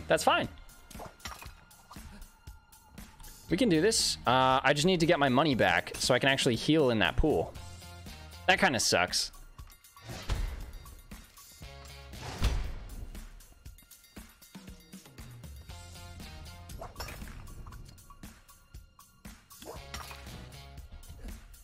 Whew. Okay. All right. Gonna get through this. Yeah, okay. I could maybe see myself playing a paladin as well, because they seem to be like the tanky boys, and I do like playing that. My mains in Overwatch were normally tanks, so it's too much pressure to be the DPS character, I find. That's my opinion, anyways. How much can I heal from this? How much? Oh, it's not enough? Dang. Okay. He doesn't stop, does he?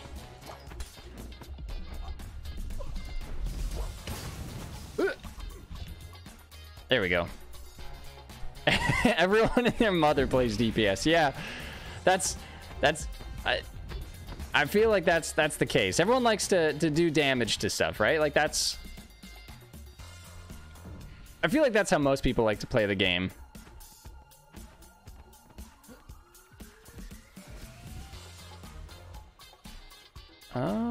I can drop down there. Oh, I guess I might have to actually. Drop down. Oh no, drop down. No, drop down. Drop down. Stop doing whatever it is you're doing. Oh my god. He just wanted to keep holding on to that ledge. Okay. Spank this man. So I can go over here. Oh no. Okay, wait. In here. Okay. I think there was another path to go, but there's a door on the other side. Is there a better way to get over there? There might be. Oop. Oh, yes. This is exactly what we needed, with some money. That one seemed like it was kind of jammed in the wall, but whatever. Oh, hello there. Hello there. All right, cool. We got one more to do. We didn't get a whole lot of money from that either. That kind of sucks. Because we need the money to actually to heal ourselves with the whip here.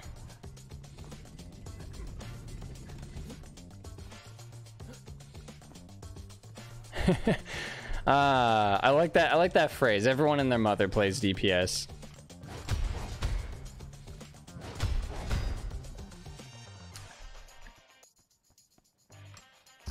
What do you normally play?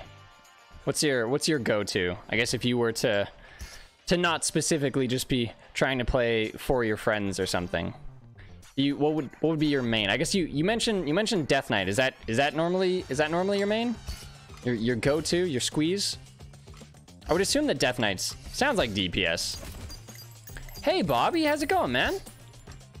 Good to see you. Good to hear from you. I guess I can't see you. I can see your name, but good to have you here. How's life? Play Death Knight tank. Okay, right. Yeah, that's why you were telling me the story about tanking. So tanking is your jam. Okay. All right.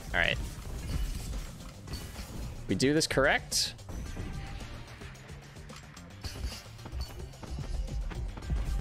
Okay. Oh, yes. We're doing it. All right, we just lit the last one. Now we just have to get there to grab the relic, and we're good. Ooh, there's a bunch of chests in there too. Okay, we've done this. We've done this part like 3 times. As long as we don't mess up here, we should be okay. Famous last words, right? Do we have money to heal? No. I think it's like 50. And I died, or I hit something and I lost a bunch of my gold. Because my whip heals me if I stand in the water, but I think it's at a certain amount. Sweet. It is good going insane with repetition, but good. Going insane with repetition. Oh, what's up? What do you been repeating? Is it work, life, video games stuff? What's the scoop? I was gonna play Burning Crusade Classic. If I was going to play Burning Crusade, I would play Night Elf Warrior Tank for getting max avoidance. Max avoidance. Interesting. Also, like, just for the sake of, I know that, at least from what unless I'm worried about, like, min-maxing, I guess, the race of your character doesn't really, like, we did it. The race of your character doesn't, like, super matter, I think, from what I was reading.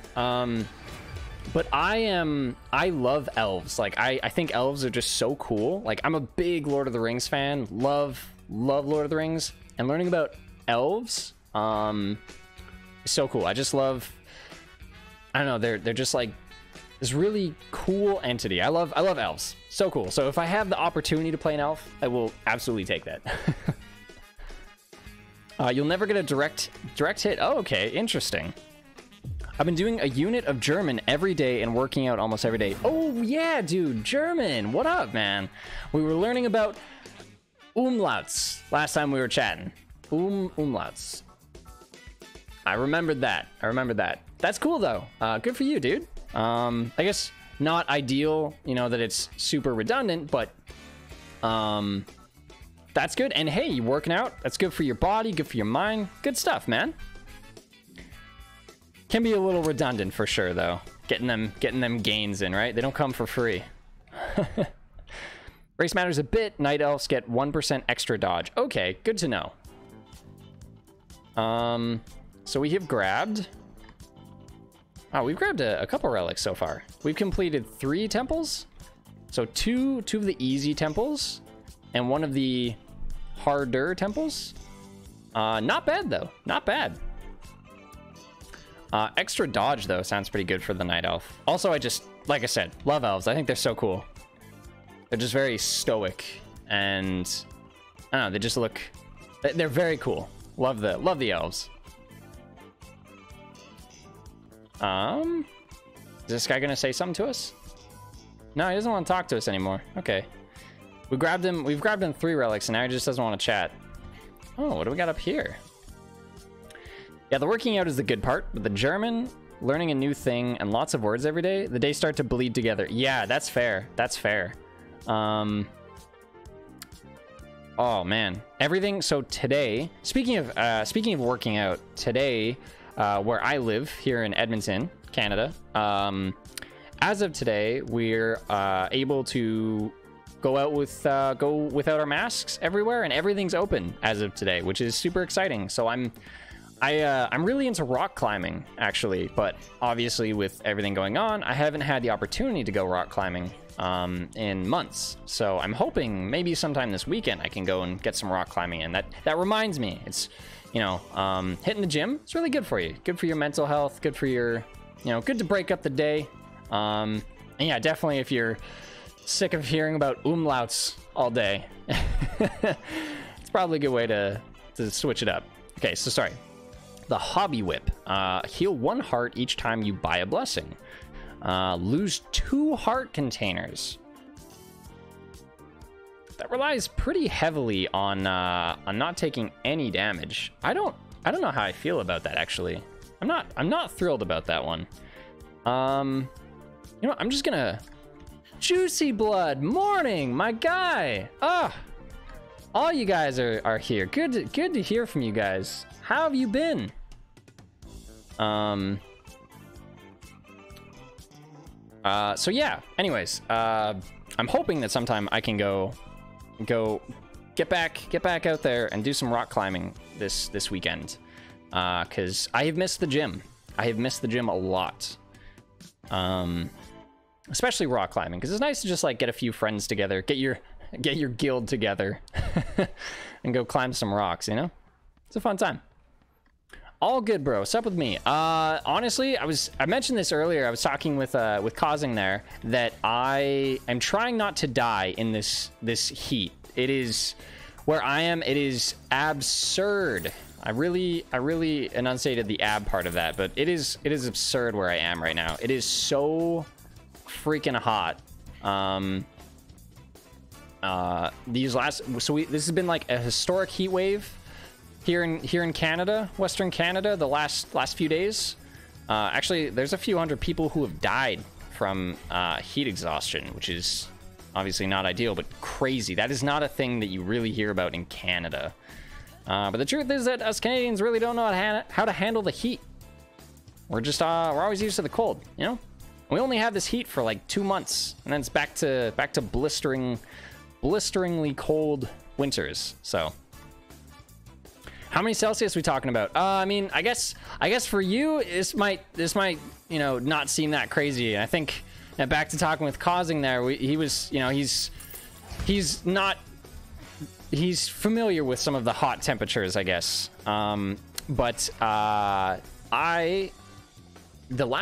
At least here in my neck of the woods, in Edmonton, we had yesterday and today topped out at 38 degrees Celsius.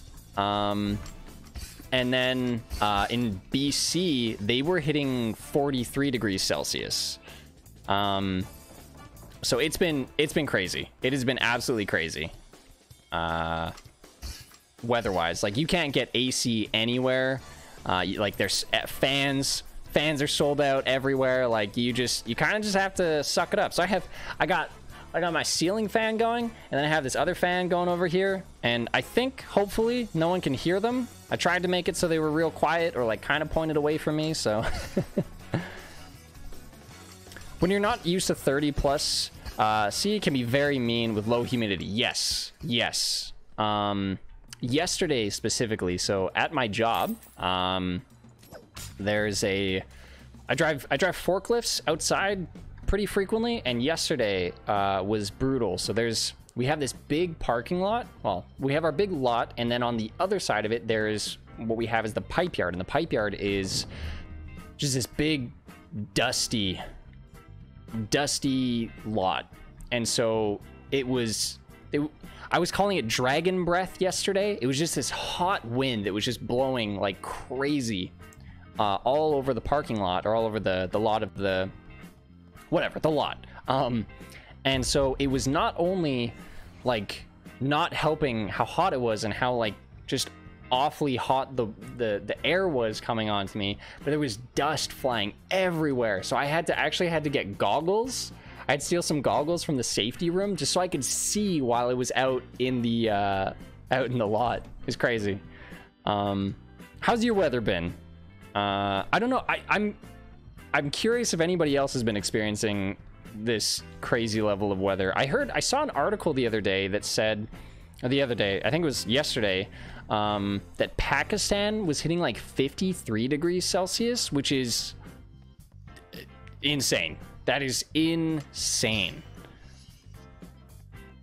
Yeah, it's been a crazy time these last few days. I think we're nearing the end of the heat wave. I think it's supposed to do a bunch of like raining and storming over the next few days. So I'm hoping that'll make a difference.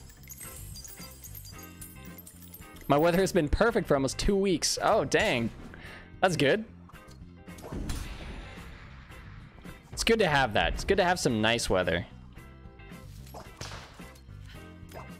Oh, geez. Okay. But it's going to change very fast. Yeah. That's what's perfect weather for you? Because I was describing my perfect weather earlier as like I think like 28 to like 30 is like perfect for me. I lost a lot of weight over the last couple of years. So I used to really like being like, you know, around like 10 to 15 degrees Celsius. I'm like, cool, I can throw a sweater on, I can hide my rolls, and I can just, you know, be comfortable And you know, that's the nice thing about cold weather, at least, is that you can always put on more layers. You can only take off so many layers when when it's hot out. But yeah, I think now my like comfortable temperature is, yeah, like probably like 28 to 30. Like I like that. I like it when it's a nice, you know, kind of cloudy day, bit of sun. Makes you just want to like go and, I don't know, go to the lake or something if you got a boat. August comes with hell above and beyond. Word, yeah, PowerPoint. Yeah, it's oh geez, the poison guy. Oh, get out of here. Okay, we're gonna get out of this spot. Ooh, actually, the chest up here. We're gonna take that. But yeah, that's my ideal temperature. I love, you know, the other thing I was thinking about is owning a boat seems like really impractical because everyone just wants to ride your boat and you just pay for it. Like I would never want to own a boat. Like these people who are like, you know, multi-millionaires, billionaires, whatever, they have yachts. I'm like, that's just so impractical because you know what? Everyone just wants to be on your yacht. And you know what? You know who has to pay for it? You. But who gets all the benefits? Everybody. It's just not worth it. Don't buy a yacht. Just find friends who own a yacht. That's all you got to do. It's the same thing. I drive a hatchback because I wouldn't be caught dead driving a truck, because if people find out that I drive a truck, they want me to help them move. And I'm like, I don't want that. Not that I don't want to help my friends out. It's just that they'll tell their friends and their friends will tell their friends that I have a truck, and they'll be like, oh, Jesse will help you out, you know? He'll give you a hand moving to your new place. Oh, just pay him in pizza. There's something about pizza. He likes pizza. Just pay him in pizza. I've totally not had this happen before. I'm kidding. I don't mind it, but you know, I don't think I'd want to own a truck. Random tangent. Sorry. I really like hot sun with cold breeze. Sun can be 30 degrees, but if the wind is around 18, it's kind of perfect from my point of view. Yes, that sounds beautiful. Sorry for changing sub, but did you watch Wrath of Man, right? Wrath of Man? No, wait. I don't think so. Is this something we talked about before? I can't remember. Why does that ring a bell? I feel like I recall something about Wrath of Man. I don't think I have that. But do I own a truck? No, I do not own a truck. I actually, so the reason that I wasn't able to stream at all last week was because I was buying a car. That's why I couldn't stream at all last week. Well, it's not that I couldn't, it's just conveniently the 2 days that I stream, I was out trying to car shop. So I now own a car. I owned a car before, but I traded up. I bought a new car, and so now I'm able to stream games again.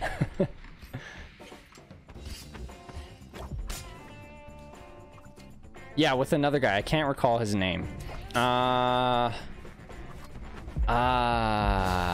Yes, Wrath of Man. What was this? Oh. Congrats. Thank you. It was a pain in the butt. Car salesmen, they are, I'm sorry if you're a car salesman, but like they can be kind of sketchy to work with. I don't know. You kind of gotta dig through the, I don't know, you have a lot of options and they really like to make it seem like you don't. So if you're buying a car, definitely shop around, because they make it seem like they're your only option, but that's absolutely not the case. But yeah, I bought a 2018 Volkswagen Golf. I'm not a big car person, I'll be honest. I don't know a lot about cars, but I know that I love hatchbacks, because I don't have a big family. I don't have to carry around a lot of stuff. It's cheap on gas. I can drive to and from work for like 2 weeks on a tank of gas. It's awesome. I love hatchbacks. I will probably never not own a hatchback. Love them. No shade to anyone who drives a truck. Jason Statham, yeah. You hate cars? What? What? There's no way. Also, that just reminded me of Cars, the animated movie. I love that movie. Speed. I am Speed. How can you hate Cars? That's crazy.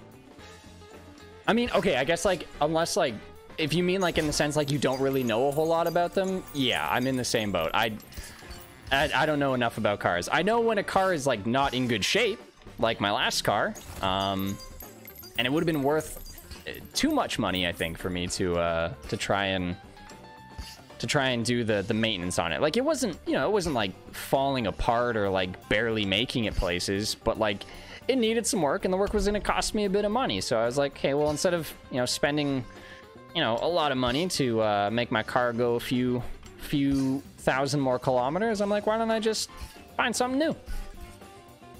I don't have a license and will drive my bike to the end. Oh, you know what? Honestly, if my work was close enough to me, I would bike. I would absolutely do that.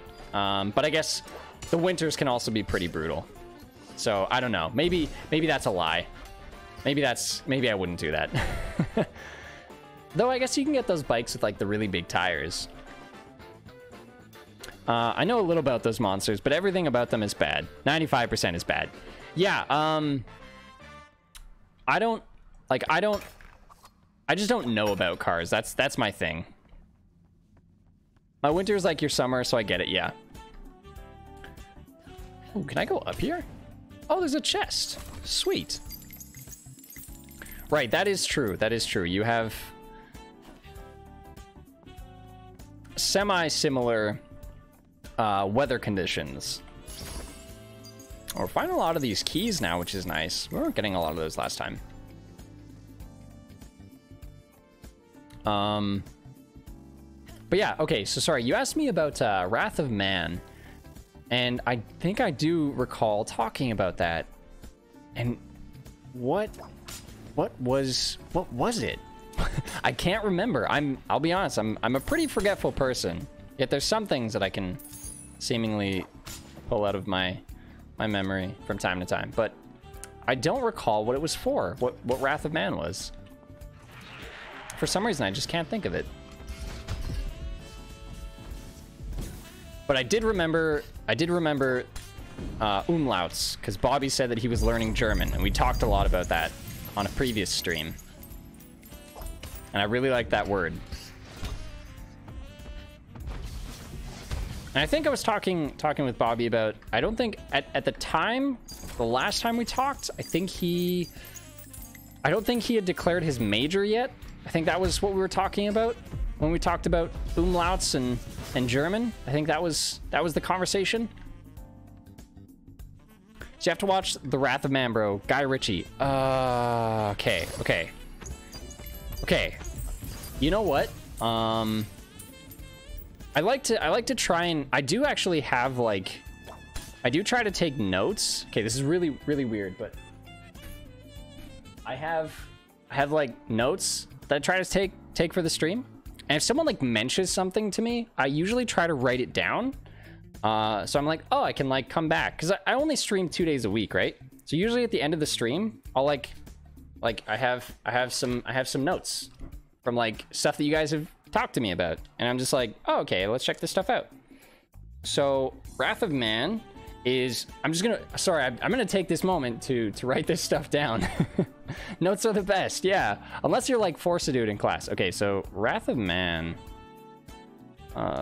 man, and this is a movie, right? Okay, this is so, I'm sorry, this is so corny that I'm taking notes while I'm streaming, but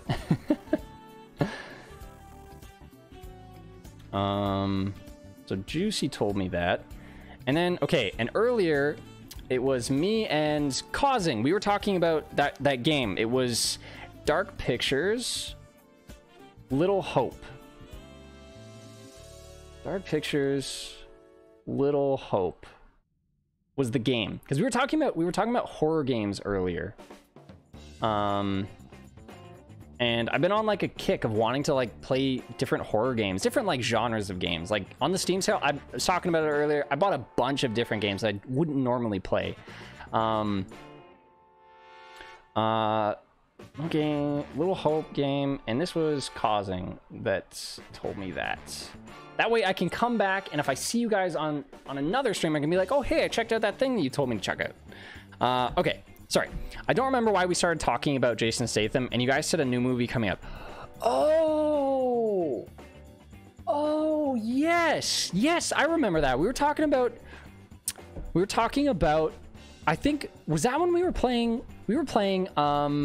Fights in Tight Spaces, I think. And it was like the card game where you like walk around and like kick people's ass. It was really fun. Really good game. Yeah. Yes. I do remember that conversation now. Okay. I will check out Wrath of Man. And games. Did I try Last Spell yet?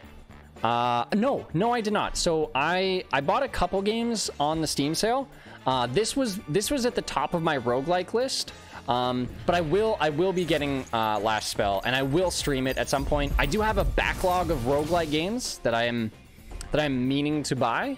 But I get paid tomorrow, so I will. That is on my list, and there's a couple other games that are on my list. Have you guys bought any games on the summer sale yet? Or do you plan on getting anything yet? Yeah. This is, yeah, and Fights in Tight Spaces, I think, is on sale. So if you're into, like, if you didn't catch that one, really, really fun game. I'll probably, they had a big update for it, so I might jump back into that at some point. But it's kind of, yeah, you get to play as, you know, Jason Statham or John Wick or whoever you want. And it's really good. It's, yeah, it's a deck builder. And then you kind of have to like position your guy around beating up thugs. And I think they just had, what did they added gangsters. They added gangsters. I still haven't beat that game yet, but, and Bobby says, I have indeed. That's why I haven't been responding. You can't stop. Yeah, I'm on a very low budget at the moment, so not really. That's fair. Honestly, I have a big wish list on my Steam, and I just saved it. I was saving up for this Steam summer sale. So let me think. Let me go through what I did buy. Gonna buy Valheim. I paid for a private server for a while. I'm interested to know what you bought, Bobby, or what you have been buying. Dude, I'm a fiend for good deals on Steam. But sorry. So you asked me what I bought. So the big one that wasn't on sale that I told myself I really wanted to buy and play was Resident Evil Village, because, yeah, I've just been really on a kick for horror games, so that was my #1 buy. It didn't go on sale, which I was really bummed for, but I still bought it anyways. So I bought this game. I bought Mortal Kombat 11, because I was waiting for it to be super cheap, and it was. So I bought it, and I played through the campaign over the last weekend, and I loved it. And I bought a couple other roguelikes that were super cheap. I bought Dungeon of the Endless and Geometry Arena. And then I bought Star Wars Fallen Order. I bought Star Wars Fallen Order because it was also super cheap, and I've been meaning to buy it. So, got Warhammer. Hey, Bobby, we gotta play that sometime, dude. I love that game. Oh, it's so good. Warhammer Vermintide 2. Great choice. I think I bought all the DLC for it too. At least when that was all the DLC for it. I think they have new stuff for it, but right on. The Elder Scrolls 5 VR, and I was looking at Layers of Fear VR. Yo, you have VR, man. So I haven't heard a lot about Elder Scrolls VR, but I have heard about Layers of Fear VR, and I've heard that it's I like Layers of Fear. It's a good one. Yo, hell yes. Yeah, dude. Warhammer Vermintide 2 is such a good time. I love it's melee Left 4 Dead, you know? And it's very satisfying combat. It's love that game. Such a good game. Good choices, my guy. I have no idea what are those games, but congrats. Have fun. You know, I will say, Juicy, you have the knowledge on some of the low-key games. You always bring up like these really interesting games. So you told me about I'm gonna take Whip Faster here. You told me about Minion Masters, and I didn't put a lot of time into it because I just got overwhelmed with other games, but I did check it out after you told me to check it out, and it's cool. It's a really cool concept. I'm surprised it hasn't like taken off more in that kind of like auto battler. And in case anybody cares, Minion Masters is a free game, so if you have some space on your hard drive or whatever, check that out.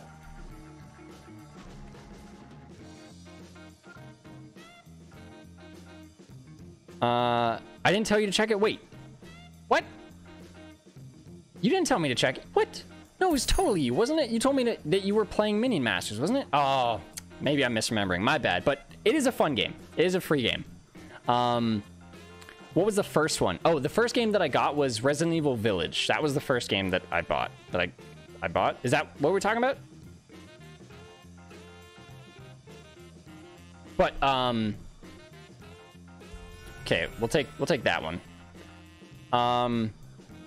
Yes, Resident Evil Village is my jam. I'm currently playing it. That's what I was doing today. I had the day off from work because it is a statutory holiday here in Canada. So I had the day off and I jammed some Resident Evil Village. You asked me what I was playing, so I told you I'm playing this weird game with a friend and it's pretty nice. Wait, which game is that? I'm tripping now.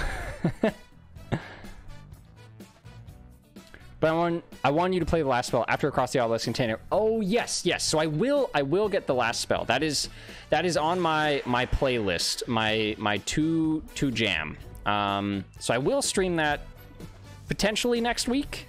See how I'm feeling. But I am very, very interested in playing that one. It looks very cool. Has some good reviews. I've watched a bit of gameplay for it. Seems like a good time.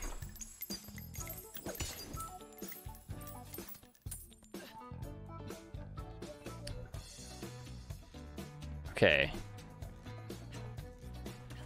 Whew. I'd like to know which character in the Warhammer Vermintide 2... Oh, you want an... Okay, so here's the thing. I was mentioning this earlier, that I love elves. So, obviously, the elf would be a shoo-in, right? That's what I thought. But actually, I love the dwarf. Okay, so I think it's the Iron Maiden version of him, where he's all like covered in armor, is insane. You can tank forever as that little man. Like he's my favorite. The dwarf is my jam. Ironbreaker, that's the name. Yeah, I couldn't remember. It's been a couple months since I've played Vermintide, but yes, Ironbreaker is my jam. That is my class. What about you? What's your jam? I think I told you about Despot Game 2, but yeah, I kind of love any game. Yes, you did tell me about that one. I do remember you telling, and I checked out the demo for it, and I really like it, and I have it on my wish list. And as soon as that drops full, I will absolutely stream that game. I'm very excited for it. I play Kruber Merc or Charge build. Okay, you know, in my group of friends, when we were playing, Kruber was always contentious. Like, everyone always wanted to play Kruber. So I never played him. I just always played the dwarf or I played the elf. Oh, no. Okay, good. Whew. Yeah, Kruber was the one that everyone wanted to play, so everyone was kind of like taking turns playing him. Oh, I'm gonna stand in this corner. Am I safe in this corner? Yes. Oh, no. Okay.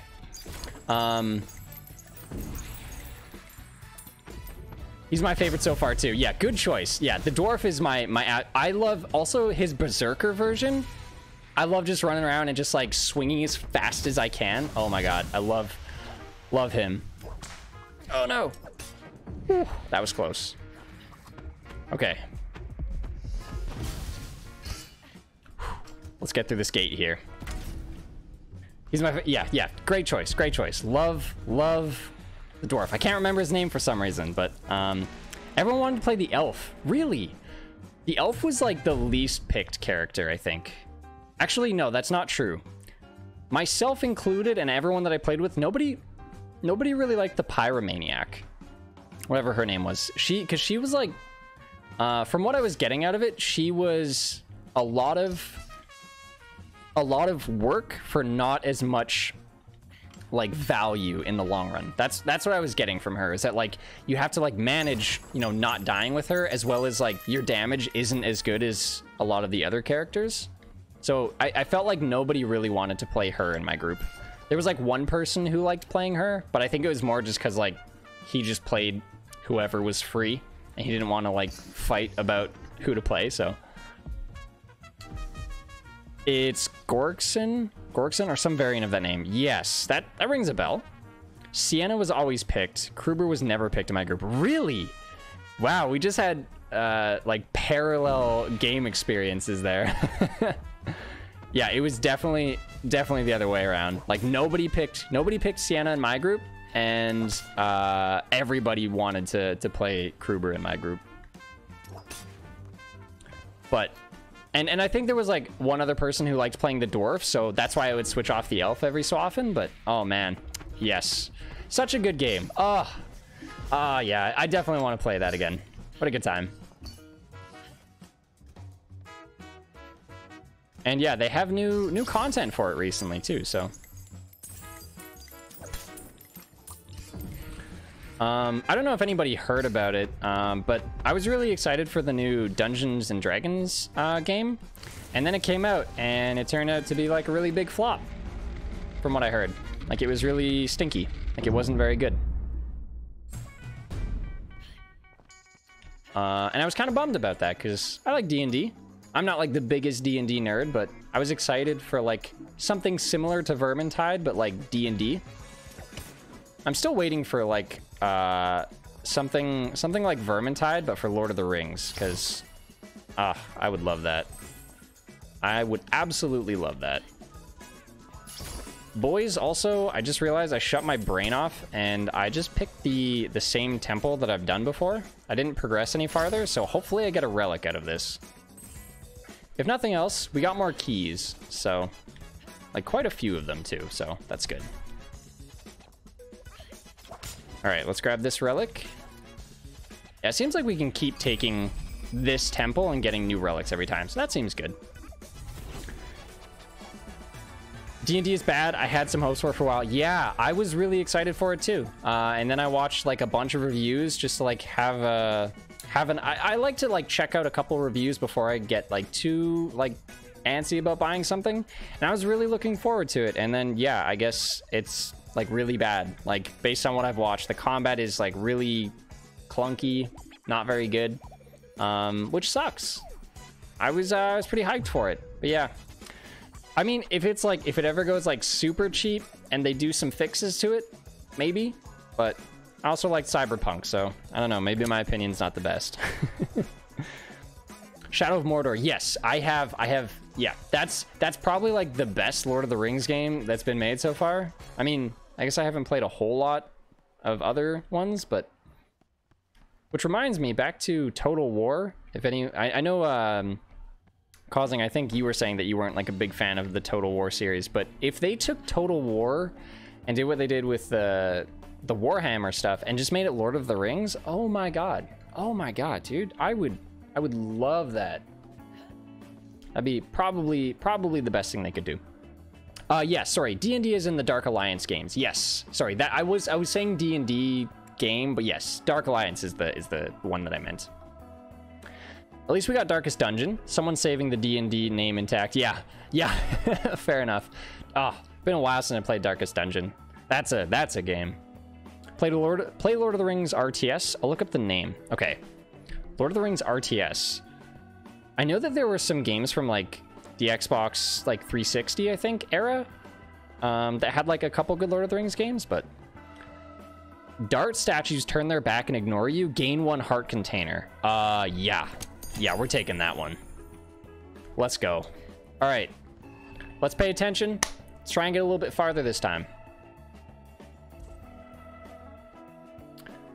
Battle for Middle-earth 2. Battle for Middle-earth 2. All right. Here's my pen and paper. Battle for Middle-earth 2.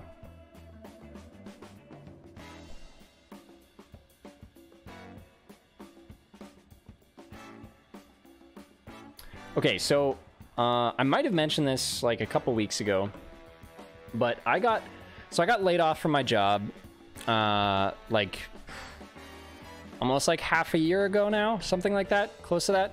And during that time, I did two things, and I might have mentioned this, but the two things were I set up my stream, and so I've been streaming during that time. So it's kind of a blessing. I got to start streaming because I got laid off. But the other thing that I got really into was Lord of the Rings, like a lot. Like I feel like I know more about Lord of the Rings lore and history than I do about like Earth lore and Earth history. Like way too much. It's crazy. I have like talked my girlfriend's ear off about it.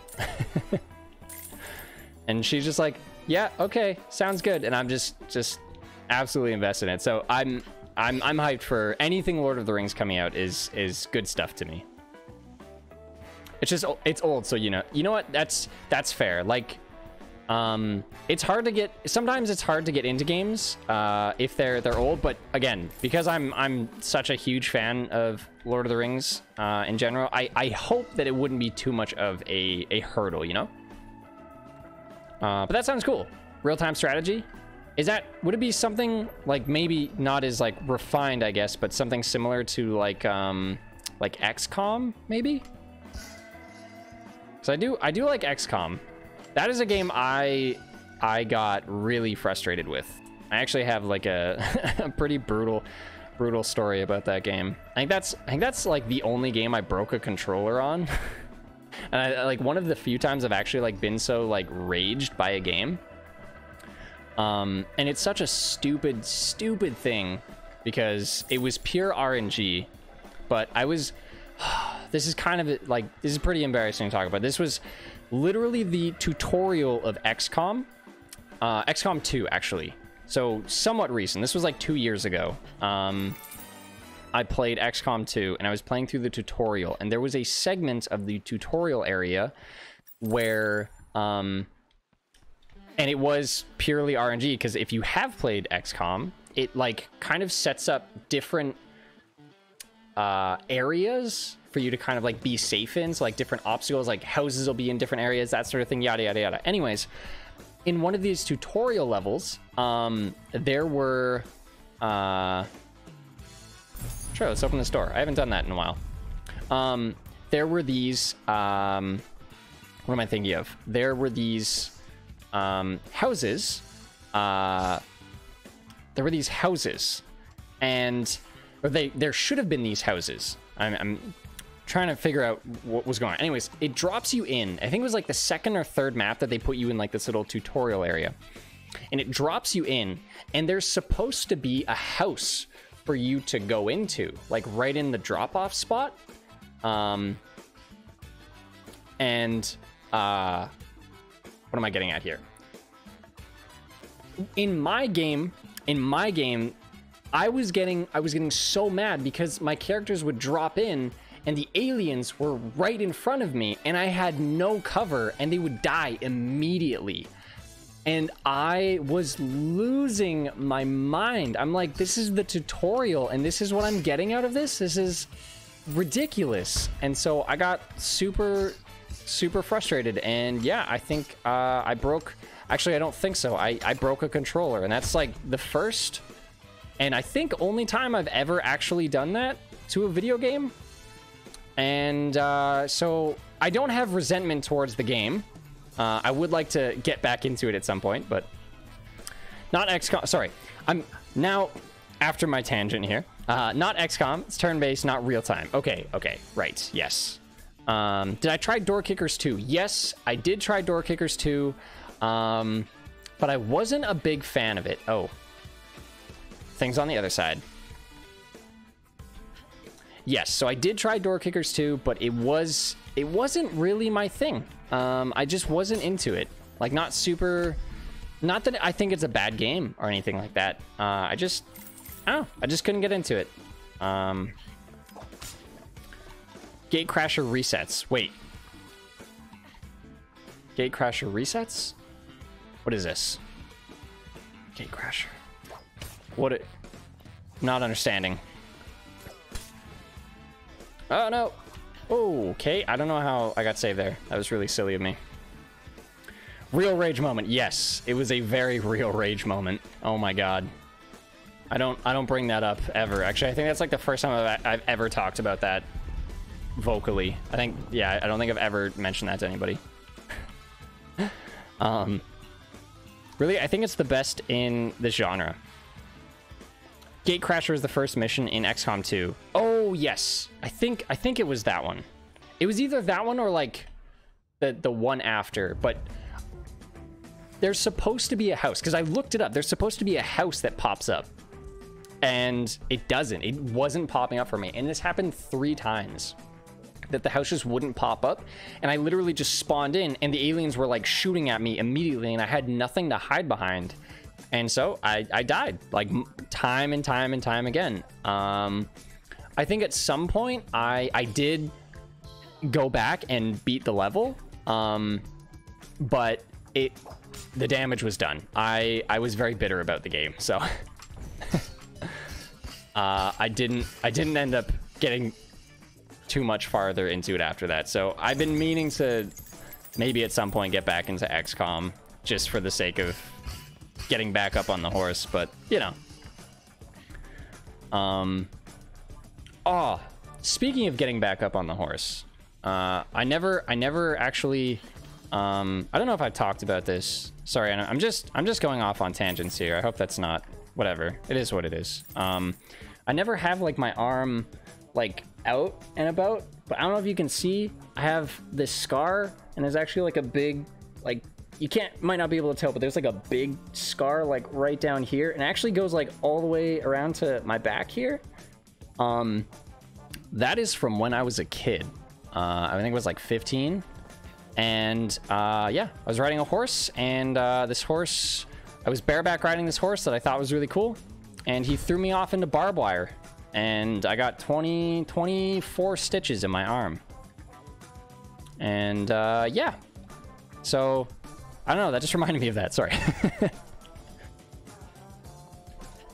But yeah, I would definitely get back into XCOM 2 for sure. Well, it didn't happen to me, and I didn't really enjoy the game, but I do think they did an amazing job.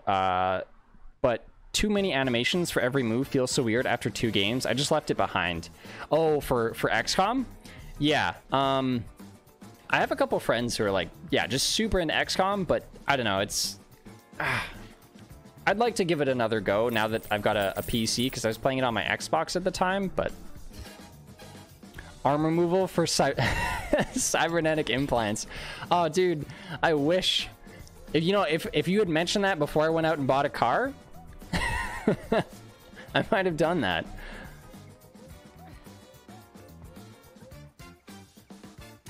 I might have done that. But here we are.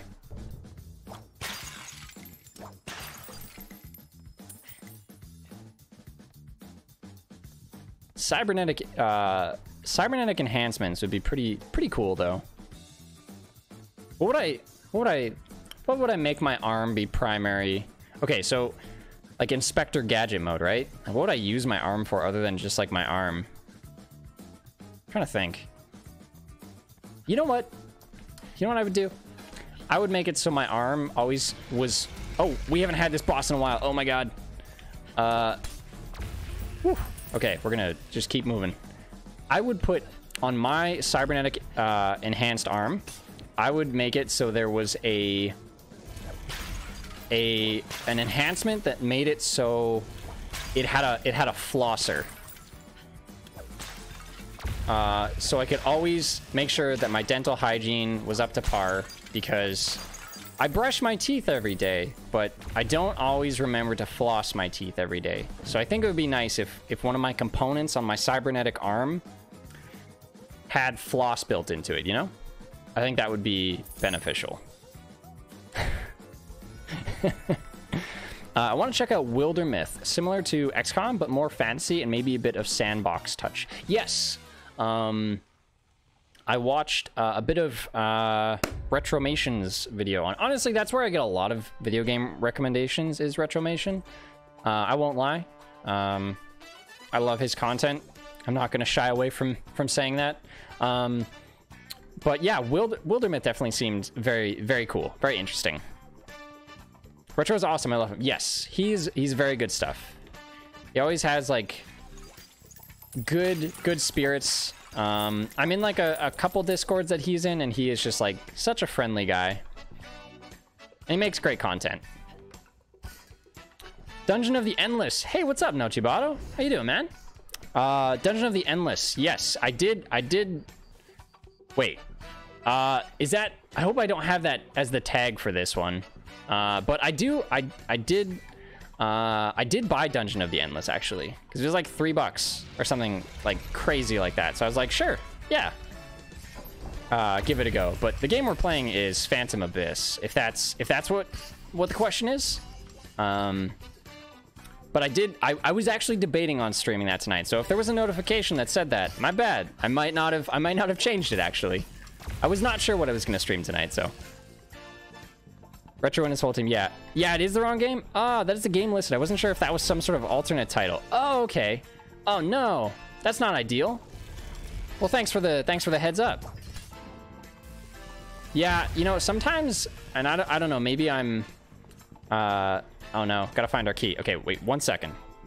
I'm gonna make sure that that's changed, because that sucks. That happens like way too often, actually. Oh yeah, it does do that. What do you know? All right, we're gonna make sure that that's fixed. There we go. Thank you for that.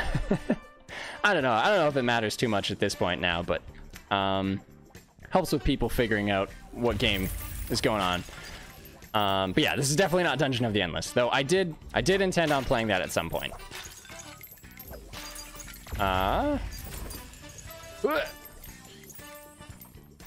Just use Twitch Switch. Whoa, what is that? Whoa. Okay, wait, I gotta find my key. Where's this key? Oh, it's over there. I've been through these temples like so many times. Also, I'm good, no worries. I've done that same thing before. That's good. I'm glad you're doing well, and thank you for the thanks for popping in just to let me know about that.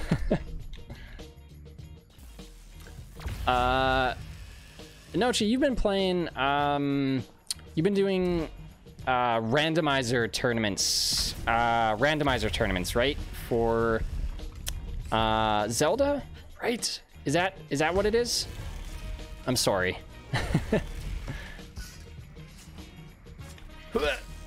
Okay. Okay, sweet. We made it out. Whew, I can take a quick breather. Whew. All right. Okay. On Twitch. Also, I'm good. No worries. Done that before. Okay, so yes, Twitch Switch. I will use that. Correct. Yes, a link to the past is the most common content you will find on my channel. Yes. Yes, I have popped in a couple times. I'm usually a pretty quiet check-in guy, but I have been there a couple times. That's cool though.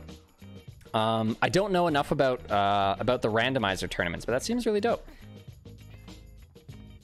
Okay, so we're going to this temple up here. Oh, that's handy. Have you how's that been going for you so far? Any luck with any of the tournaments that I've seen you post about? Also, Twitch Switch. That is okay. Because here's the thing, sometimes it works where like I can just do it in slobs where it just like it'll just automatically switch to my game, but on Twitch itself it will keep like what I put in the titles, but it will switch the category of the game to what it was like previously or something like that, and I don't know why it does that. And it's like as soon as I go live too. Because I did check that. I went live one time just to see. And this time I didn't bother checking because it had been good so far. But then it hadn't been. Then it wasn't, I guess. The current tourney is about as random as the game gets. I'm currently 0-1 after Swiss round 1. Okay. So I get how Swiss works. And that because that's the structure of like how they do Magic tournaments, which I played a lot of. So I get that. But how does the randomizer work in a game like that? Like they just give you different parameters? Is that how it works? Of like what you have to do? Or is it like your items are randomized in the game and you just use like an emulator that switches things up? Because I'll be honest, I don't know anything about most Legend of Zelda games, let alone how to speedrun them. or tournament speedrun them, I guess. It's for switching the category. Okay, okay, good, good. Yes, thank you for that, Causing. I will, you know what? I can write that down. Twitch switch. You guys are just giving me all these notes. I haven't actually had usually. Okay, sorry. I don't usually write the notes during the stream, but I feel like I've been told so many different things throughout this stream that are just like things to check out or like helpful things or anything like that. So I have a lot of things to check out after this stream. Mostly the second thing I said. Okay, okay. That's dope, man. Oh yeah, and these guys won't look at me. Oh!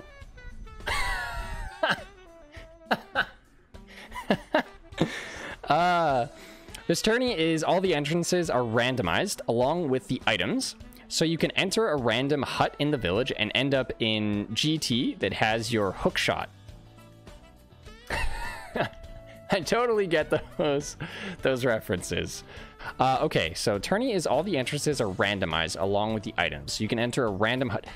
That seems really hard. Okay, so then, okay, so because it's a tournament then, is it the same, would it be the same seed for everyone who does it?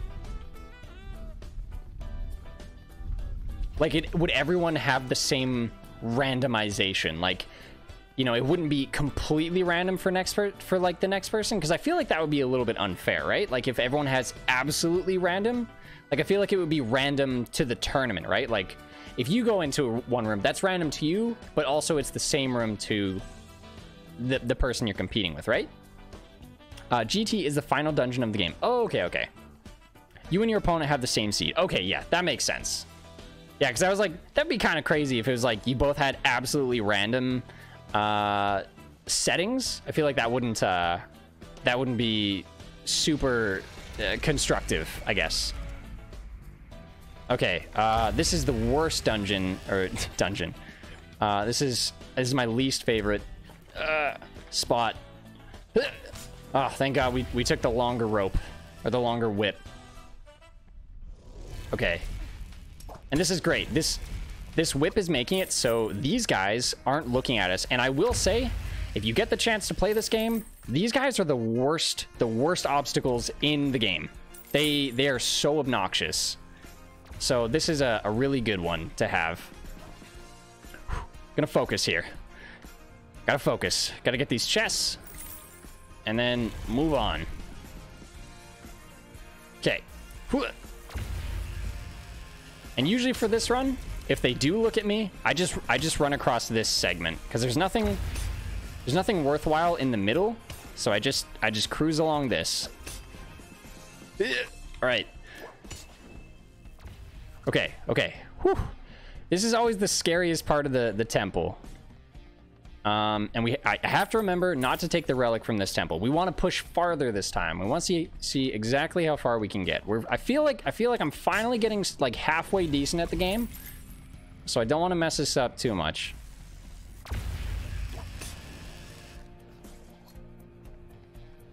I think we want to be a little greedy here. I want to go for the temple we haven't been in yet. Okay. Whew. Take another break here. Okay, so that's really dope. And yeah, so in Swiss, you can afford to lose the first round, right? So you're still in it. You're on like the B side of the tourney, right? Which in theory could be better for you, right? You know, you be the underdog. There's 164 people. Only 16 are making it out. 106. That's so many people, dude. Holy. Like, I'm not gonna lie. That, to me, that sounds like a lot of people to that, like, that's a very niche, game to speedrun. And like, hell yeah, dude, if you're good at it, like go for it if that's your thing. And that's crazy to me that many people are competing for that. Is there like a pretty solid like prize for it? Like, or is it just kind of like for bragging rights? All right, this temple's cool. I dig this. This is for learning and fun. I'm not getting out of Swiss. Was fun as always. Have a great night, everyone. Gotta go start the day. See you, everyone. Fat for pizza. Watch Wrath of Man. You're gonna love it. Okay. Dude, good to see you. Have a good rest of your day. I know it's early morning for you, so thanks for kicking it with us. And I'll catch you on the flip side, and I will let you know about Wrath of Man.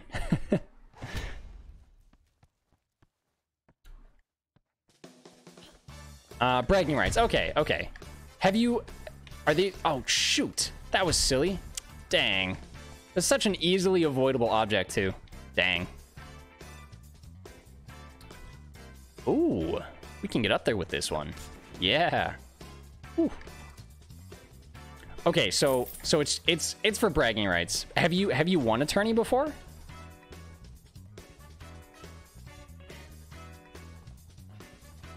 Ooh.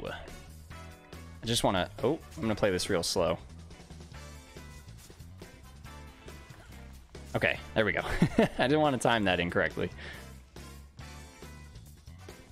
Nope, not even close. Really? Dang. Ah, you'll get there, man. I see the amount of time that you've put into the game recently, so I wouldn't put it past you. Oh, that was bad timing again too.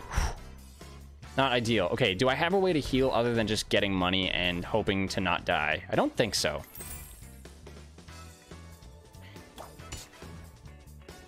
Okay, so when is your next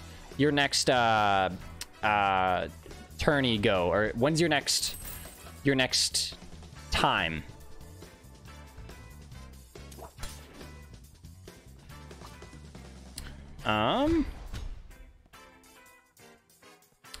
You know, okay, did I open this one? Did I? Oh yeah, I did. Okay, yeah, I've been here before. What am I doing? I've been thinking about trying to get into a speed running game, like try to like check out something, but I don't. Ooh, that was close. I don't know if I have anything that I'm good enough at to like start getting into it. So I think I talked about this a while ago, but there's a YouTuber that I watch. I like him. He's funny. His name's Curtis Connor, and I think like a couple months ago he talked about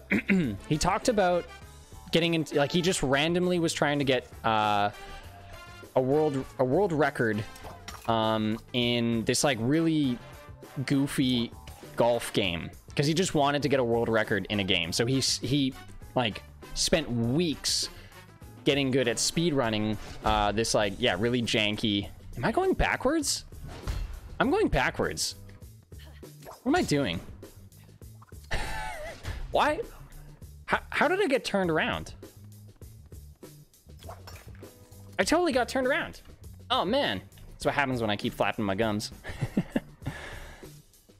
I don't yet. Weeks are from Wednesday to Wednesday, so I'll find out my opponent in the middle of the week. Oh, okay. Well, I will do my best to come check you out on your next one, man. Try and root you from the sidelines. Don't be sorry. It's all good. All good. I think I just got turned around from that chest. It's all good. All good. We're gonna get through this one. So speedrun Resident Evil Village. I would love to. I mean, we got the strat of, okay, we've been down here too. Yep, we've been down here. Okay, what am I doing? Jesse, come on, man. See, this is where I got turned around. This is the way that I was supposed to go. Oh, geez.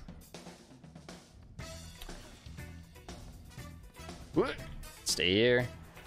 Okay, go. You know, I don't actually know what game I would speedrun. I don't know if there's a game that I think I'm even close to being good enough at to warrant speedrunning. You know, this game, I'm having a great time with it, but I don't think it would be a good endeavor for me to try and speedrun this, you know? But I could definitely try to speedrun Resident Evil Village, but I'd have to beat it first just to know what I gotta do. And so far, I have been I've been enjoying what I've been playing so far. I usually play games on medium or hard, but I feel like if I were to speedrun that game, I'd have to set it to easy. I think that's like a common go-to for speedrunning, is just like setting games to easy. It has a 3-hour time to beat for an achievement. Oh my god. I definitely have to spend some time looking up, like exploits and whatnot.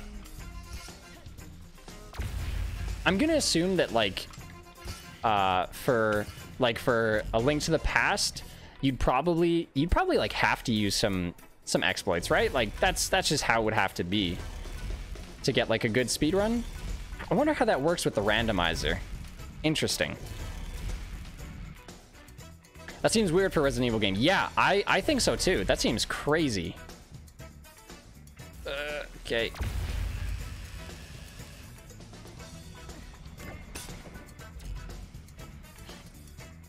That does seem crazy for a Resident Evil game. Whew. Okay. Oh.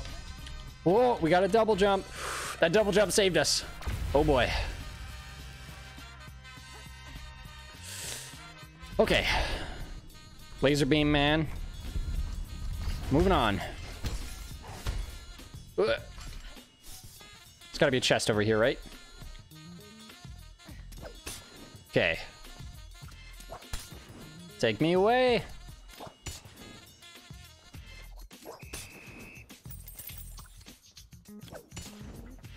Oh, there was a chest up here. Okay.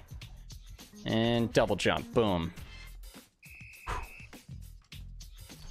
Also, the world record for Village of Shadows difficulty. What?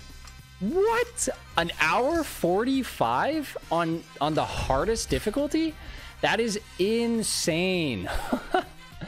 I mean, like, I am just trying to enjoy it for its story at the moment, and like, you know, once you've heard the story, you're like, yeah, cool. Let's see if we can get through this game a little bit quicker, right? But damn, I can't imagine.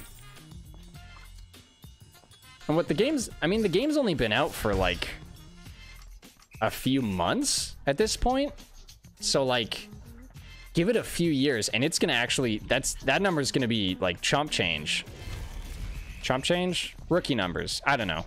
Some sort of euphemism, I guess. This honestly feels like a great game to speedrun, but I am not that guy. You're not that guy, pal. Trust me, you're not that guy. Oh no.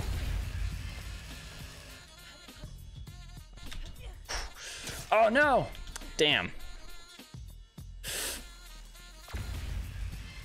Not even 2 months yet. Yeah, holy. That's ridiculous. An hour 45 on the hardest difficulty. Get out of here. All right. Well, okay. I've got 1 heart left, and I've been a broke boy for a little while because everything's expensive now, but we got to check out the new temple. This is what we came here for. This is what we paid for. Ooh, looks like it's going to be lava. All right, cool. That is some dedication. Yeah, right? Like, can you imagine just like the game's been out for yeah, like 2 months, and you're like I gotta speed run on the, man, that's, oh no, that's crazy. I don't think I could do that. I guess you put your mind to it. Put your nose to the grind wheel or whatever. And yeah, maybe, but I don't think I'm that person. Okay, so this is, for those who have been keeping track, this is an entirely new temple to me. I have 1 heart, so it's very likely I'll die on this first floor, but just gonna get an idea of what I'm working with here. Okay, a lot of arrows.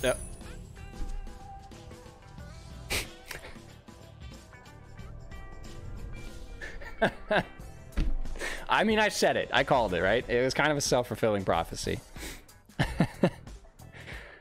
Okay, well, at least I died in a nice enough spot that someone who gets there, someone who's better at the game than me, can grab my stuff, you know?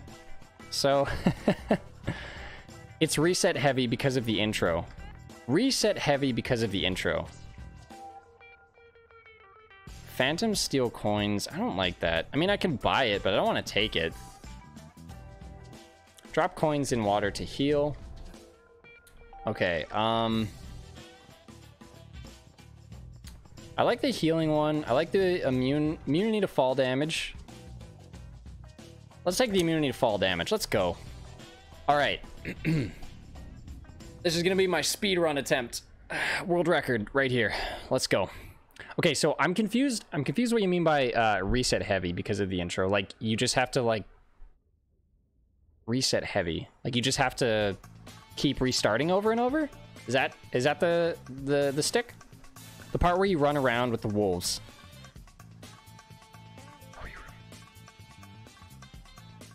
Okay, if you get bad RNG, you reset the run. Oh, okay, I see.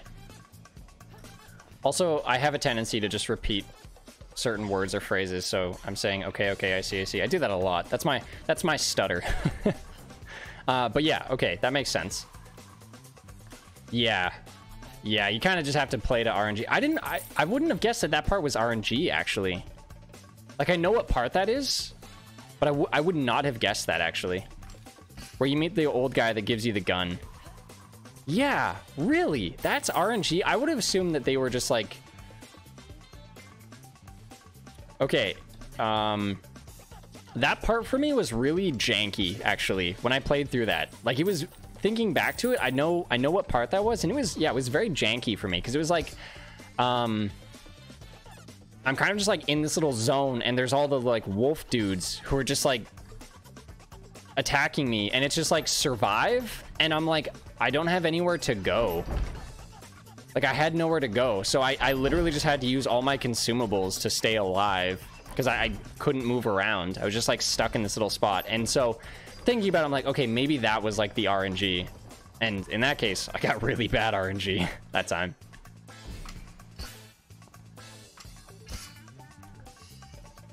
Ooh-wee. Which way do I want to go? Is this... Oh, I have 99 coins. I can't get that.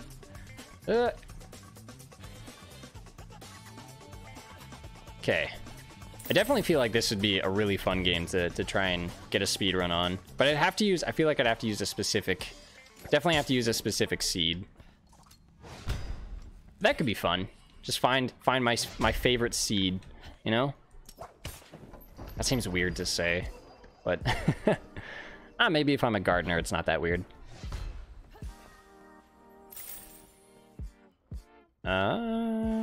Boom. Okay.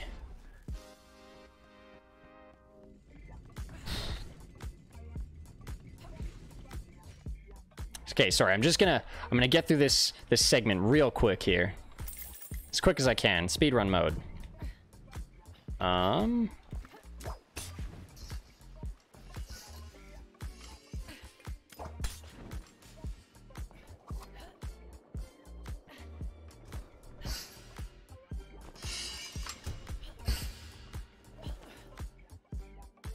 Don't need to go that way. Okay, we made it.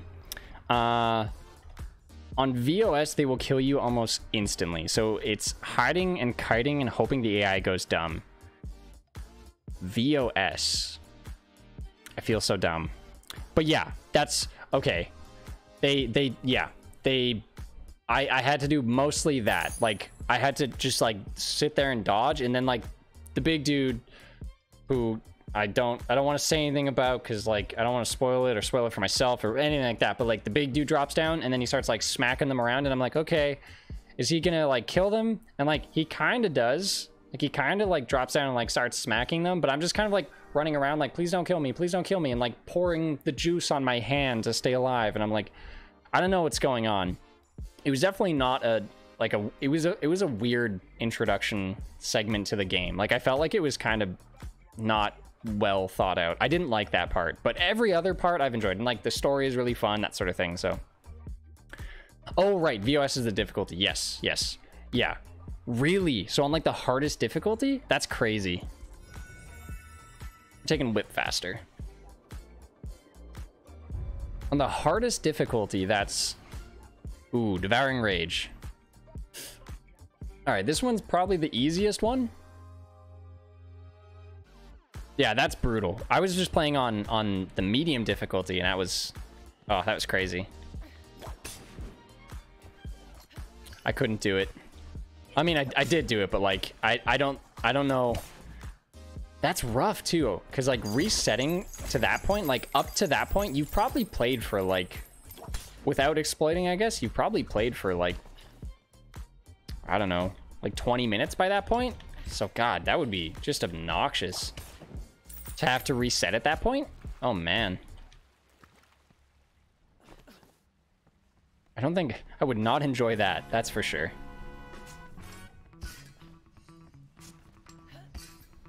But see, hearing Nochibato talk about like doing his tourneys and stuff, I'm like, man, I miss like, that was weird.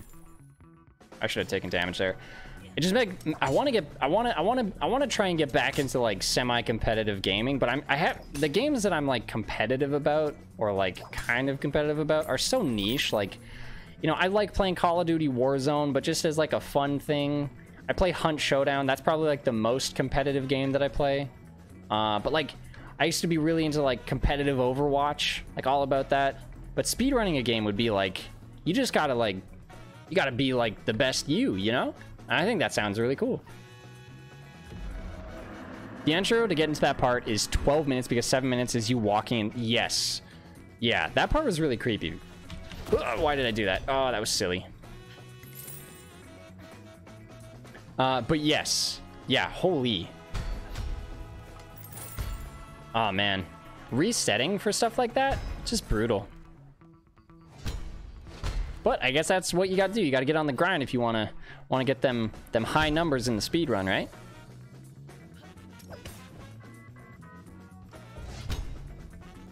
Ooh. It's free real estate. Okay, so this boss is awesome. He just puts a fire under my butt. I just like that. I like this boss. Feels like the most manageable boss out of all of them. We will gain a heart container because it heals and gives us a spot for potentially an extra one. So lower number is better though. Yes. Yeah. That is true. That is true. The lower number, the better.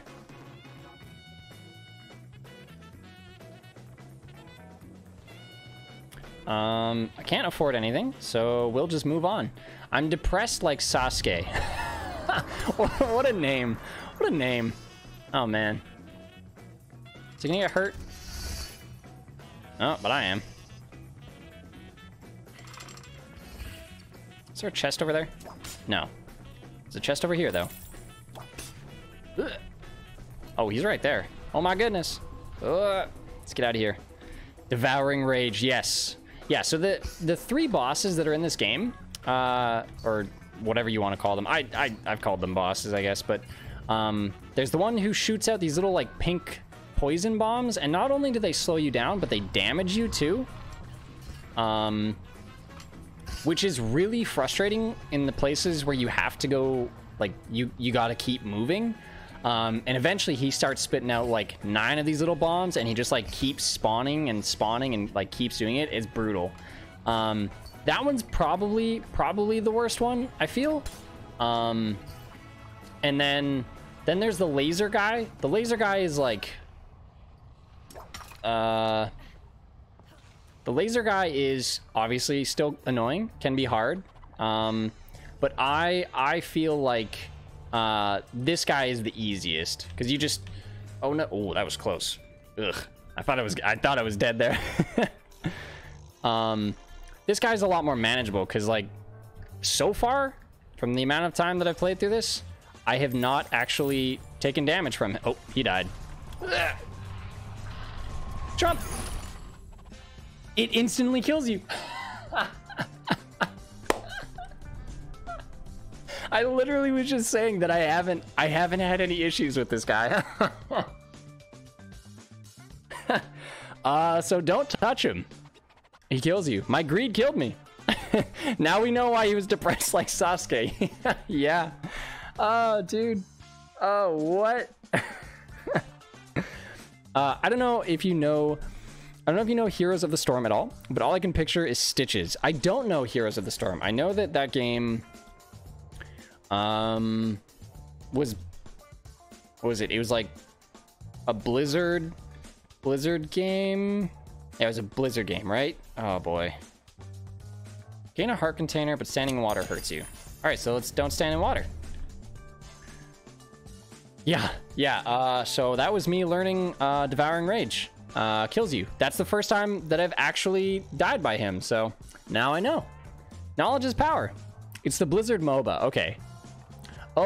I have not played that. I played Smite, and I know a smidge about League of Legends. I was very into competitive Smite for quite a few years, but it started to become like real toxic, and I just wasn't enjoying myself, and yeah, I couldn't do it anymore. But that sounds cool though. Blizzard, for all the gripes that people have with them, they do make good games. But I remember, at least from when I heard about that game, it was either not well received or just like not like its player base wasn't really Oh, that's not nice. Wasn't it didn't maintain its player base, I guess is what I'm trying to say. From what I remember hearing. That's what I remember about that game. But you're not the first person who's been in chat who's talked about that game though. So maybe it is it's worth checking out.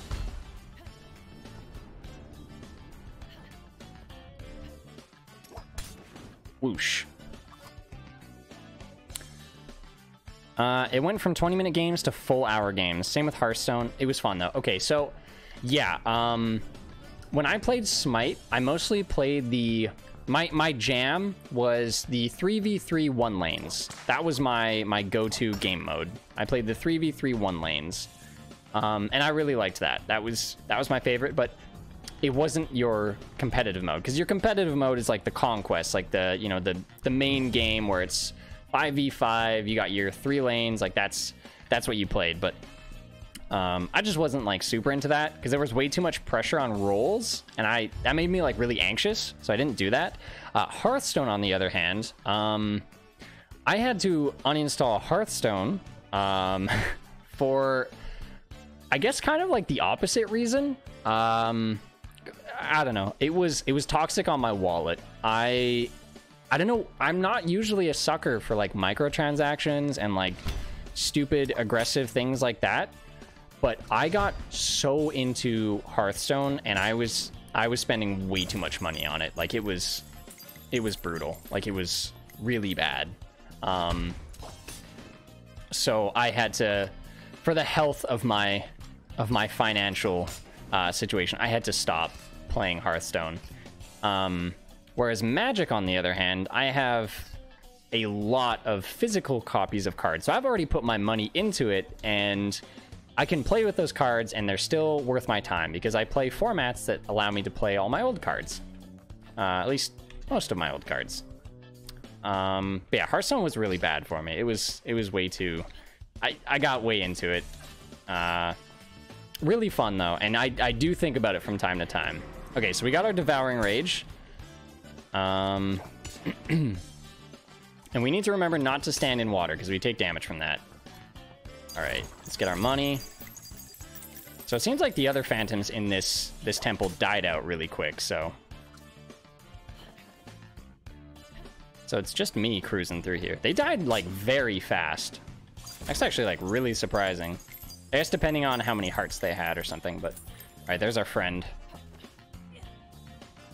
All right, we don't let him touch us.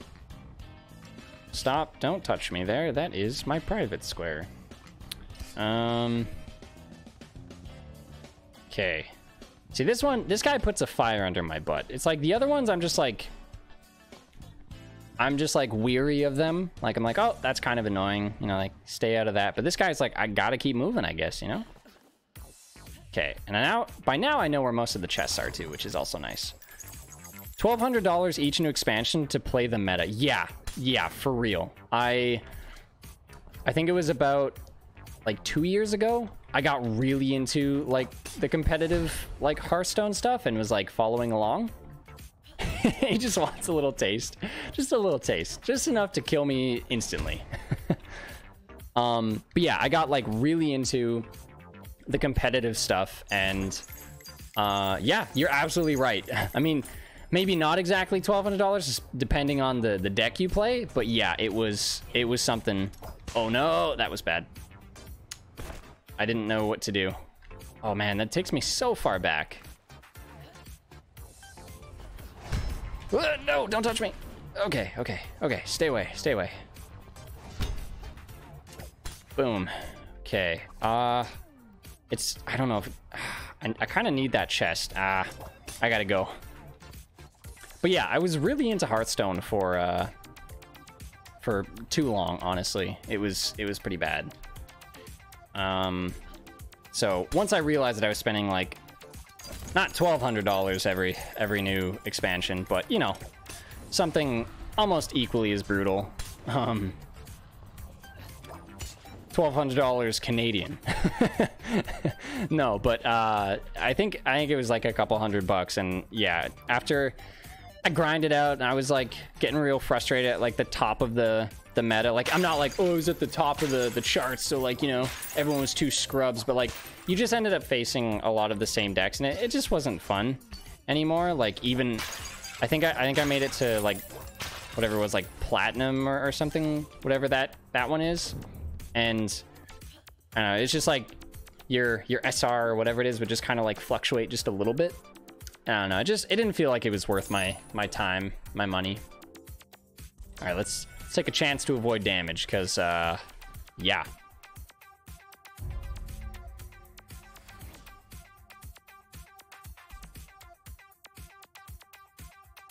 But I am a sucker for card games, so I would rather that's part of the reason I started getting into like roguelike games, is because it can keep my attention for a while, but it's like typically it's a one-time purchase, right? So like I was playing Tainted Grail for like a couple weeks there. Really enjoy it. I still really enjoy that. It's a good game. Fantastic game if you haven't played it. Highly recommend. But it's just, yeah, it's a one-time purchase, and I get all like the excitement of building decks through the deck builder genre. Excuse me. So I kind of swapped over to that, because that was a little bit more manageable, I think. Nochi, I know you play a lot of Link to the Past, but what other type of games do you play, or what other games do you play? Is there anything else that you rock in your meantime when you're not hitting the Legend of Zelda gym?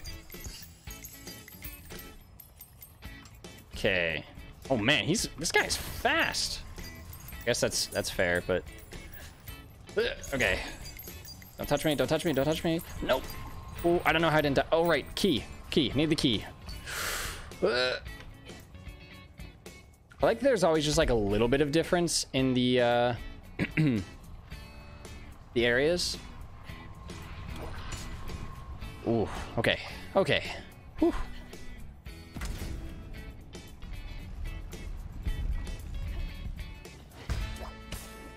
Okay. Should be a chest up here. I can get that real quick. The coins don't come out of the chest fast enough. That's the issue.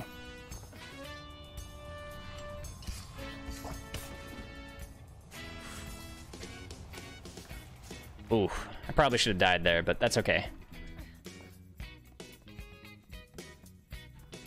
Gym, only gym I visit. Nice. But I also play Ori Rando. Oh, okay. I like the Final Fantasy stuff and most RPGs, but I'm also really slow at those, so I don't stream those. That's fair. If you're, yeah, I guess if your content is typically, you know, the the going fast type, and that's what people look for, then I guess that's what you stick to. Like, I play roguelikes because I can stream it for like 2 to 3 hours, and then if I feel like I can switch on to something else. So like I get that. There's certain things you probably just don't feel like you wanna stream. You just want to enjoy it yourself. But Ori, hey, I haven't actually played either of them. But you speedrun that too. That's pretty crazy. He likes to play games fast. Fast. Oh, man. Okay.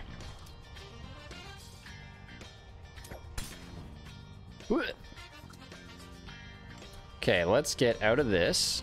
Oh, there's a thing here too. Damn it. Get me out of here. Man, he is coming for these cheeks. Oh, man.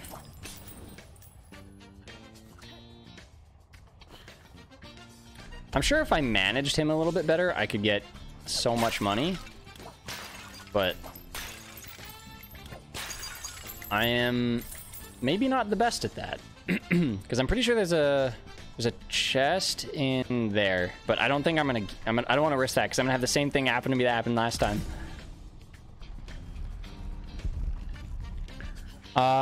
It's auto pickup, so you can just run away and still get them. Is that true? Maybe I feel like I was doing that, but then I was like not sure that I was actually picking them up. So, okay, I'm gonna run away, see if I still get it. Oh yeah, okay. All right, you're right. You're right. Okay. Whew. Take a quick breather here. I'm very much a completionist. Y'all don't want to watch me testing walls looking for that secret wall that I know exists somewhere. I mean, that could be fun content, right? You know, you're just like, the title of your stream is just like trying to find walls to break or something like that. Gain 1 heart container, sure. It does both. It heals a heart and gives us opportunity to heal more, so we'll take that. That could be fun, you know, for the other completionists who check you out.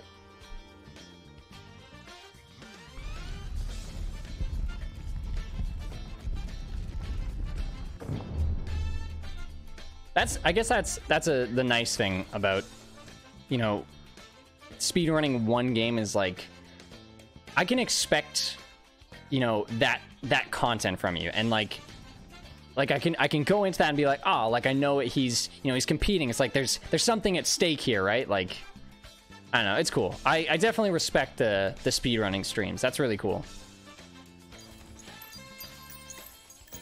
Wait, you can do that? Oh, what? No, I knew that. I just always walked up to them and pressed E. Yeah, I knew that. What am I talking about? I knew all that. There's 8 phantoms in this one. Damn. Ooh.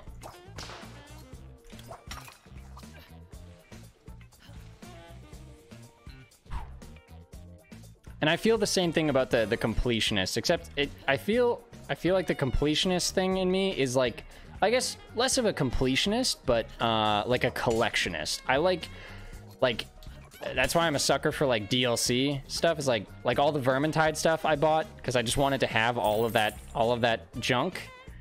But like collecting or like unlocking all the cards in a roguelite or something, like a deck builder. That's my thing. That's my kink.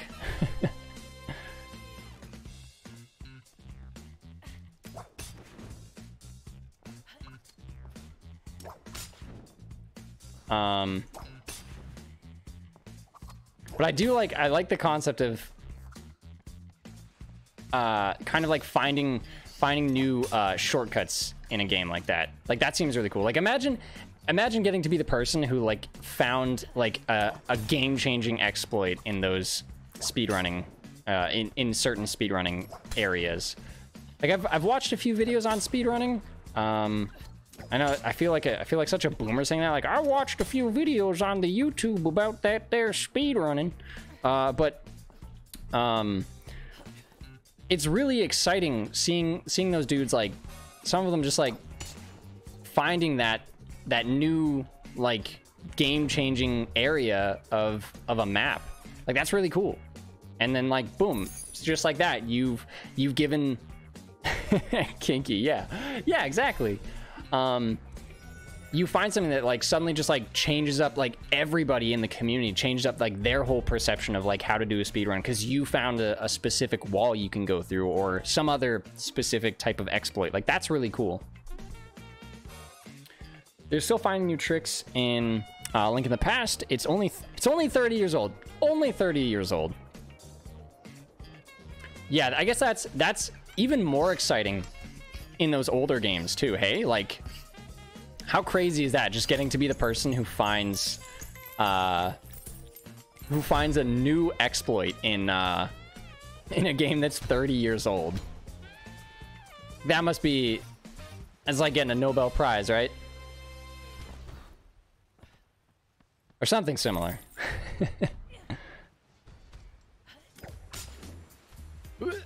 Okay. Yes, it was going this way. I have a tendency to get turned around here, so let's not do that. Oh, he died. Oh, that was... Ah, I didn't see that one. It's okay. We healed a heart, so it's fine. Okay, we don't drop down that hole. Like when they found Navi's dad in the game files. I feel like I kind of heard about that. Something along those lines. Oh, no. Good thing we healed, but not ideal. Bars.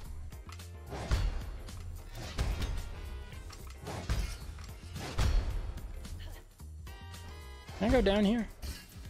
Oh, I can. Okay, he's moving. He's on the move now. Oh, no. Get me out of here. Okay. Whew. Do we have enough money to buy something from this guy? Probably not. We have, like, just enough. We can heal. Gotta take the heal. We're trying to get as far as we can, so. Navi has a dad? Is that why she's so obnoxious? Because she's so... because he's so absent? He's called Felis. Felias? Stop causing... Just do not complete that. That's very interesting. I do know, like, the characters of Legend of Zelda. Like, you know, Zelda's the one, is the guy in the green outfit that you play. I'm kidding. I can't even pretend like that's, like, I don't know that much. Oh, okay, where do I go? There's nowhere safe here. Wait, don't, what is this? Okay, gotta think about this. Okay, it goes back and forth. I see. What's safe like this? Okay, all right.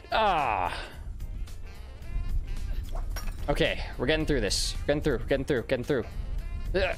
Wow. No, what? No, come on.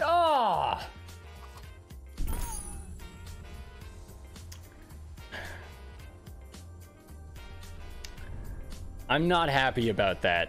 Especially that last one, because he just did I was holding my right mouse button and he just whipped instead of actually grappling. I feel like from time to time, the grappling and the crouching isn't as responsive as my non-responsive person is.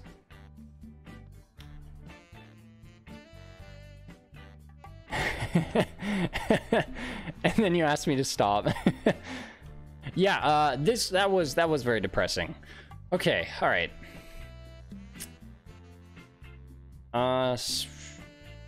Take damage when receiving a new blessing. I don't like that. Because then we're kind of forced into Okay, so let's do that. And we only take the blessings when we know there's phantoms with us, right? That's gonna be what we do?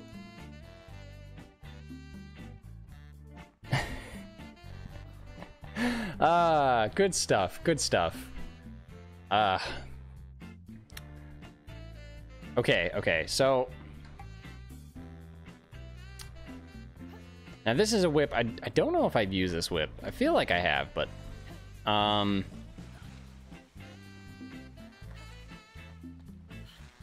and I remember you saying something about you like playing like RPGs and Final Fantasy. So that's cool. That's really dope. I feel like I've shamefully admitted this before, but I've only played Final Fantasy 15, and although I love it, that is the only one that I've played. So, you know, I'm much more keen to one-liners than jokes that take 3 minutes to set up. Yeah, one-liners are perfect, man. I'm all about... See, I'm a fan of, like, really bad dad jokes and, like, stupid puns where, like, everybody just groans. That's my favorite. I love just awkward, cringy humor. So when I see that a joke flies over someone's head or a joke flies over my head and other people are like, wow, he didn't get the joke, I think that's hilarious. Like, I think it's so funny that, like, I'm too awkward or, like, too dumb to understand when a joke is being told. And I don't know, I just think that's so funny to me. Like, if I could watch back, I mean, I guess from time to time I can, but, like, just watching people, like, not understand jokes or, like, okay, real throwback here, but there was that video of that dude who was like, my name's Humongous, and the chick was like losing her mind. She's like, humongous what? And he's just like, wait, you don't get the joke? Like, I'm just making a dad joke? And she just like went off about how he was like sexually harassing her for making that joke. And that he was, like, you know, insinuating something, and he was literally just, like, making a joke that he's like, oh, haha, she's gonna get this, like, really corny dad joke, and then she loses her mind, and in the video, the guy's just like, wait, you don't get the joke? And then, boom, it turned into this, like, huge ordeal. You like to groan? Did you get where causing was going? Wait, maybe I didn't. Oh my god. Did I not get it? Okay, wait. One sec, let me go back. Let me... Okay.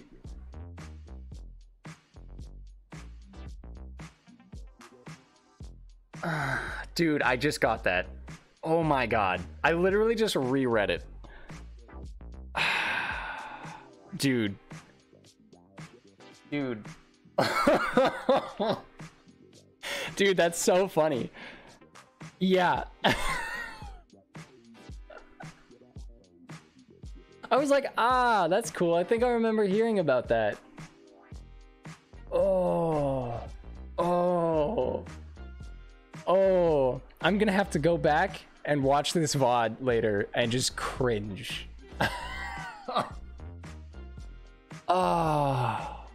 Causing, that was a really good joke, dude. Like, that was a really good joke.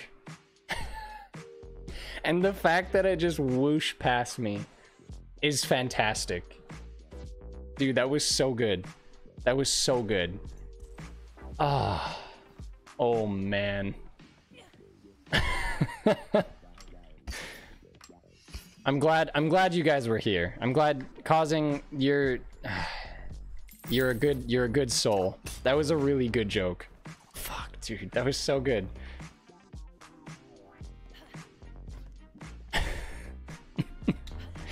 Oh, I feel like such an idiot.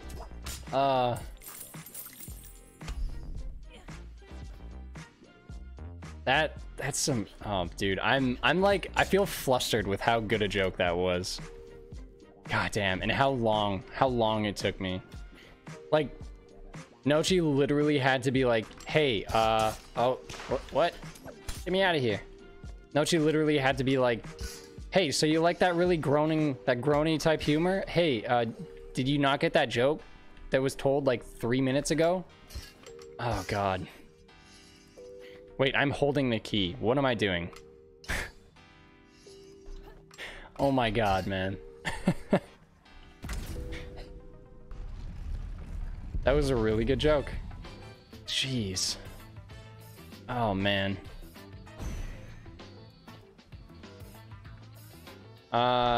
Causing, are you a dad? Are you a father? Yeah, we're gonna take this heart. I guess I shouldn't have done that, actually. We can heal if we're by the phantoms. Ah, I forgot that. Had a friend wake up during the night and woke up his wife because he got the joke I told him. Dude, that's great, actually. That's really funny.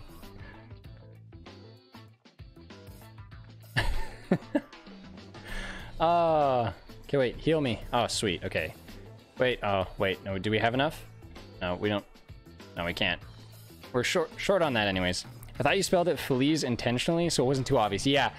See, going back on it, I was just like, wait, what was the joke? And I was like, oh, what's going on? And I literally just reread the name. I was like, wait. Dude, too good. Not a dad here. Okay, well, you could have fooled me. That's great though, that you got someone like, you got someone that it like late with a joke. That's too funny.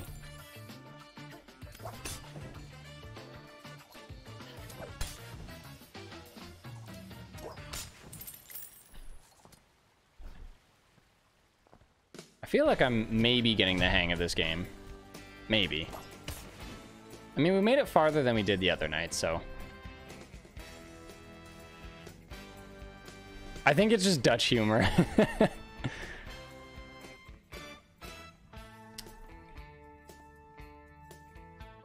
Okay. Speaking of Dutch, and I feel like we've talked about this before. We probably have. I recycle a lot of things that we've talked about before because I'm a boring human being.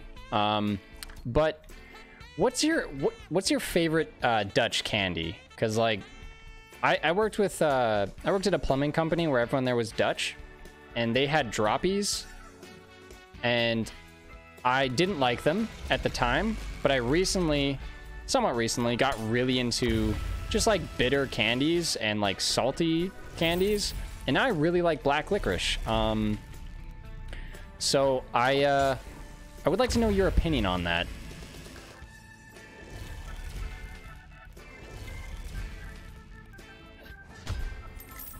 Reacting to others is like always a dad joke. Yeah. Yeah.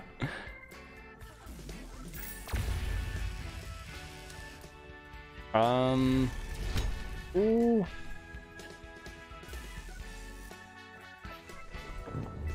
I feel like Canadians don't have any like fun candy things.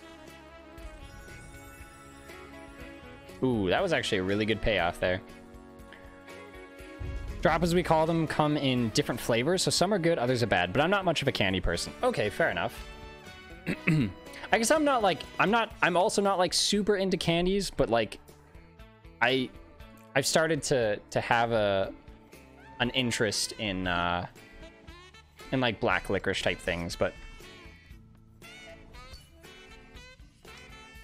and some are good, some are bad. See, the one that I had was, they were just like coated in like a candy shell, like M&Ms or Skittles or whatever type candy coating you want.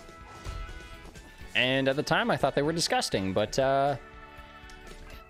my mind might have changed since then.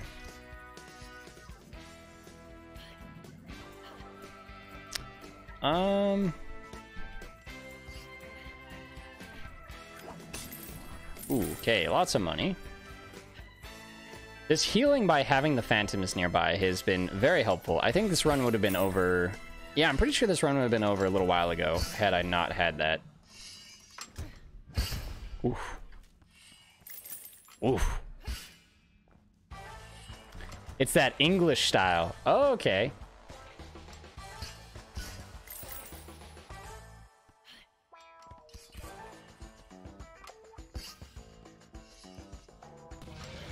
Ah, they always like to spawn right when I'm going across here. Yeah.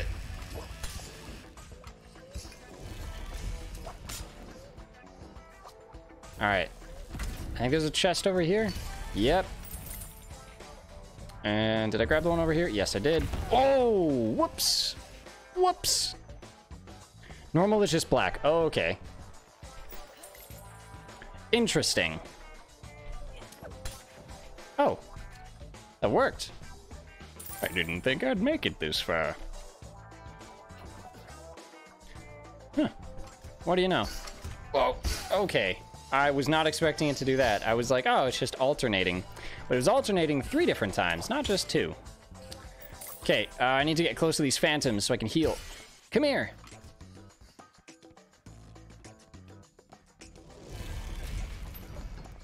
Oh, well, he died.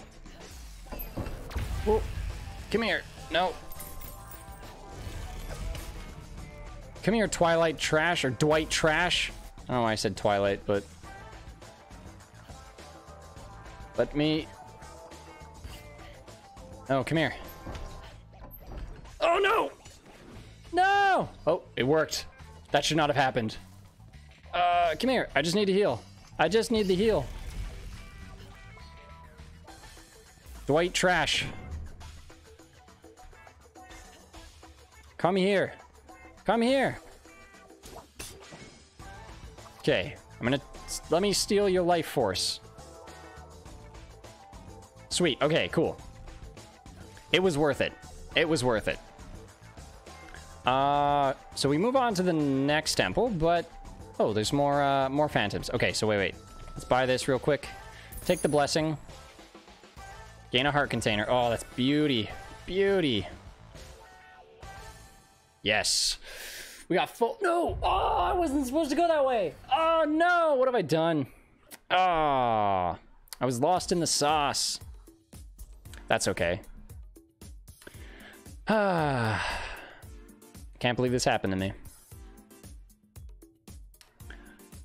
What an uh-oh.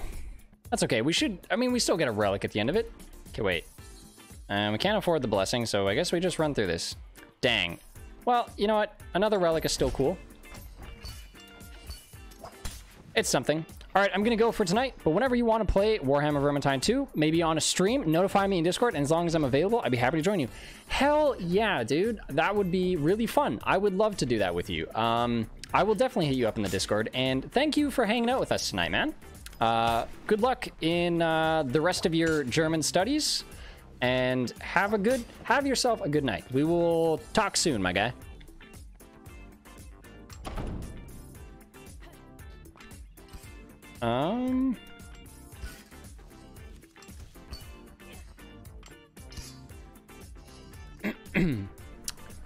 Where to? Trying to find chests here, but no luck.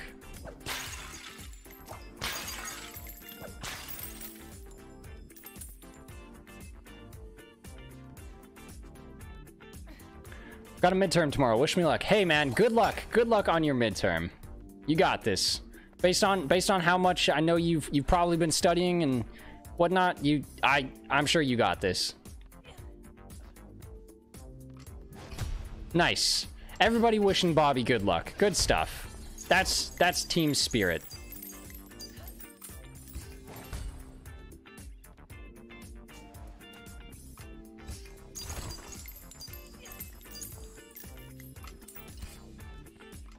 Whoa. All right. You guys are all so kind. I'm glad you guys were here for this. I'm glad we could hang out on this Thursday night and get lasered in the butt. Oh, hey, look at that. Come here. No. Stay close by. Dino. Oh, whatever your name is. Dino Divider. We didn't get anything from him. Guten Lucken. That's good. That's good. I don't know.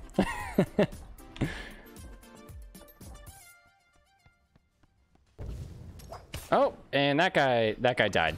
Okay, well, I'm not healing anymore. I think I got like half a heart from him, so.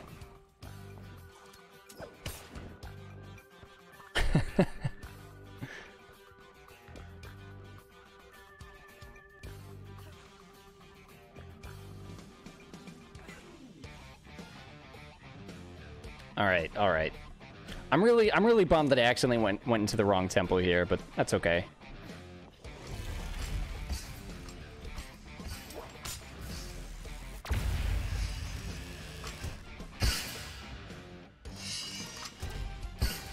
Don't laser me. Don't laser me. Not exactly no Tribado.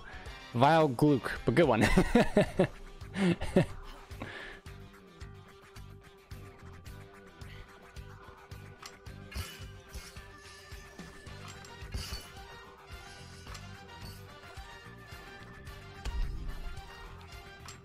Oh.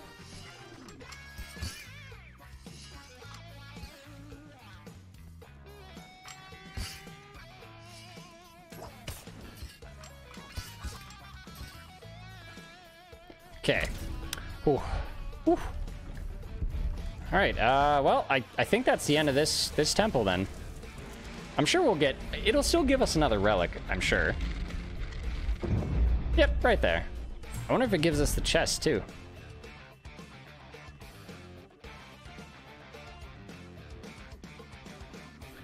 I played this funk playlist all night, and this is not the first time I played the funk playlist. And usually, like, in my, you know, my time with listening to licensed music, I'm not usually, like, a funk guy. Like, I like pretty much anything, but I guess I don't go out of my way to listen to funk, but this place has been fun. Oh. It's been a little bit of everything. Also, the blues playlist on Pretzel Rocks is really fire, too. Ooh, what's this? Okay, so there has been a relic in here, like, every time. That's good. Everything's coming up. Millhouse. We did it. We got through this one.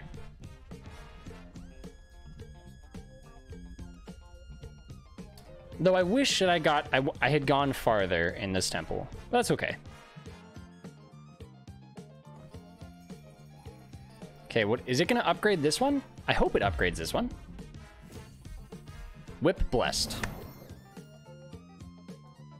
Sweet. Okay, this is probably now like the best whip to have. Standing near a phantom heals half a heart every 2 seconds, and it doesn't have a downside now. Okay, so that's what we've learned, is that if we just take on like the first temple with a certain whip, it will and we come back with a relic, it will give us the upgrade of it, which is essentially the whip but with no downside. That's really cool, actually. Is there more up here? Oh man. Okay, so there's actually a lot to unlock. I'm not gonna lie, like I've been playing this, I think I've got like 6 hours logged into the game now. I've pretty much only been playing it on stream. And initially I was like, it doesn't feel like there's like a whole lot of like meta progression type stuff. But actually like there seems to be quite a lot, like in the way of having access to more things or something like that. I don't know.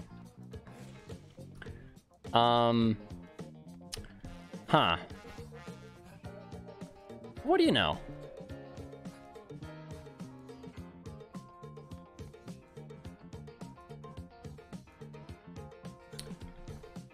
Okay, and we've still got some that are lost to the void, I guess. But I think either way, I have to call it a night here. I do have to work tomorrow. I only got today off. But I would like to say thank you to everybody who decided to hang out with me tonight. A bunch of you guys gave me some game and movie recommendations that I wrote down, and I really appreciate that. I appreciate you guys hanging out with me tonight. This has been an absolute blast. So thank you again. And Nochi, I don't know if you're in the Discord. I know we're in Antibodies Discord together. But if you want to join my Discord there, feel free to, or just hit me up whenever, and I'll, sometimes I get the notifications in Antibodies that you're live, sometimes I don't, but I will try to be there for your next one, and root you on for when you get through this next round of Swiss. But yeah, at the latest, I will be streaming next Tuesday, as always, with the potential, if I'm not busy, I might stream sometime this weekend. And if I do stream something, it might be something just random. Who knows? I might do something else. I'm not sure. If you have any recommendations, feel free to send them my way. Otherwise, thank you so much again for hanging out with me tonight. It was a blast. Have a good night and a good weekend, or whatever it is you're doing. Have a good one. Ciao for now, guys.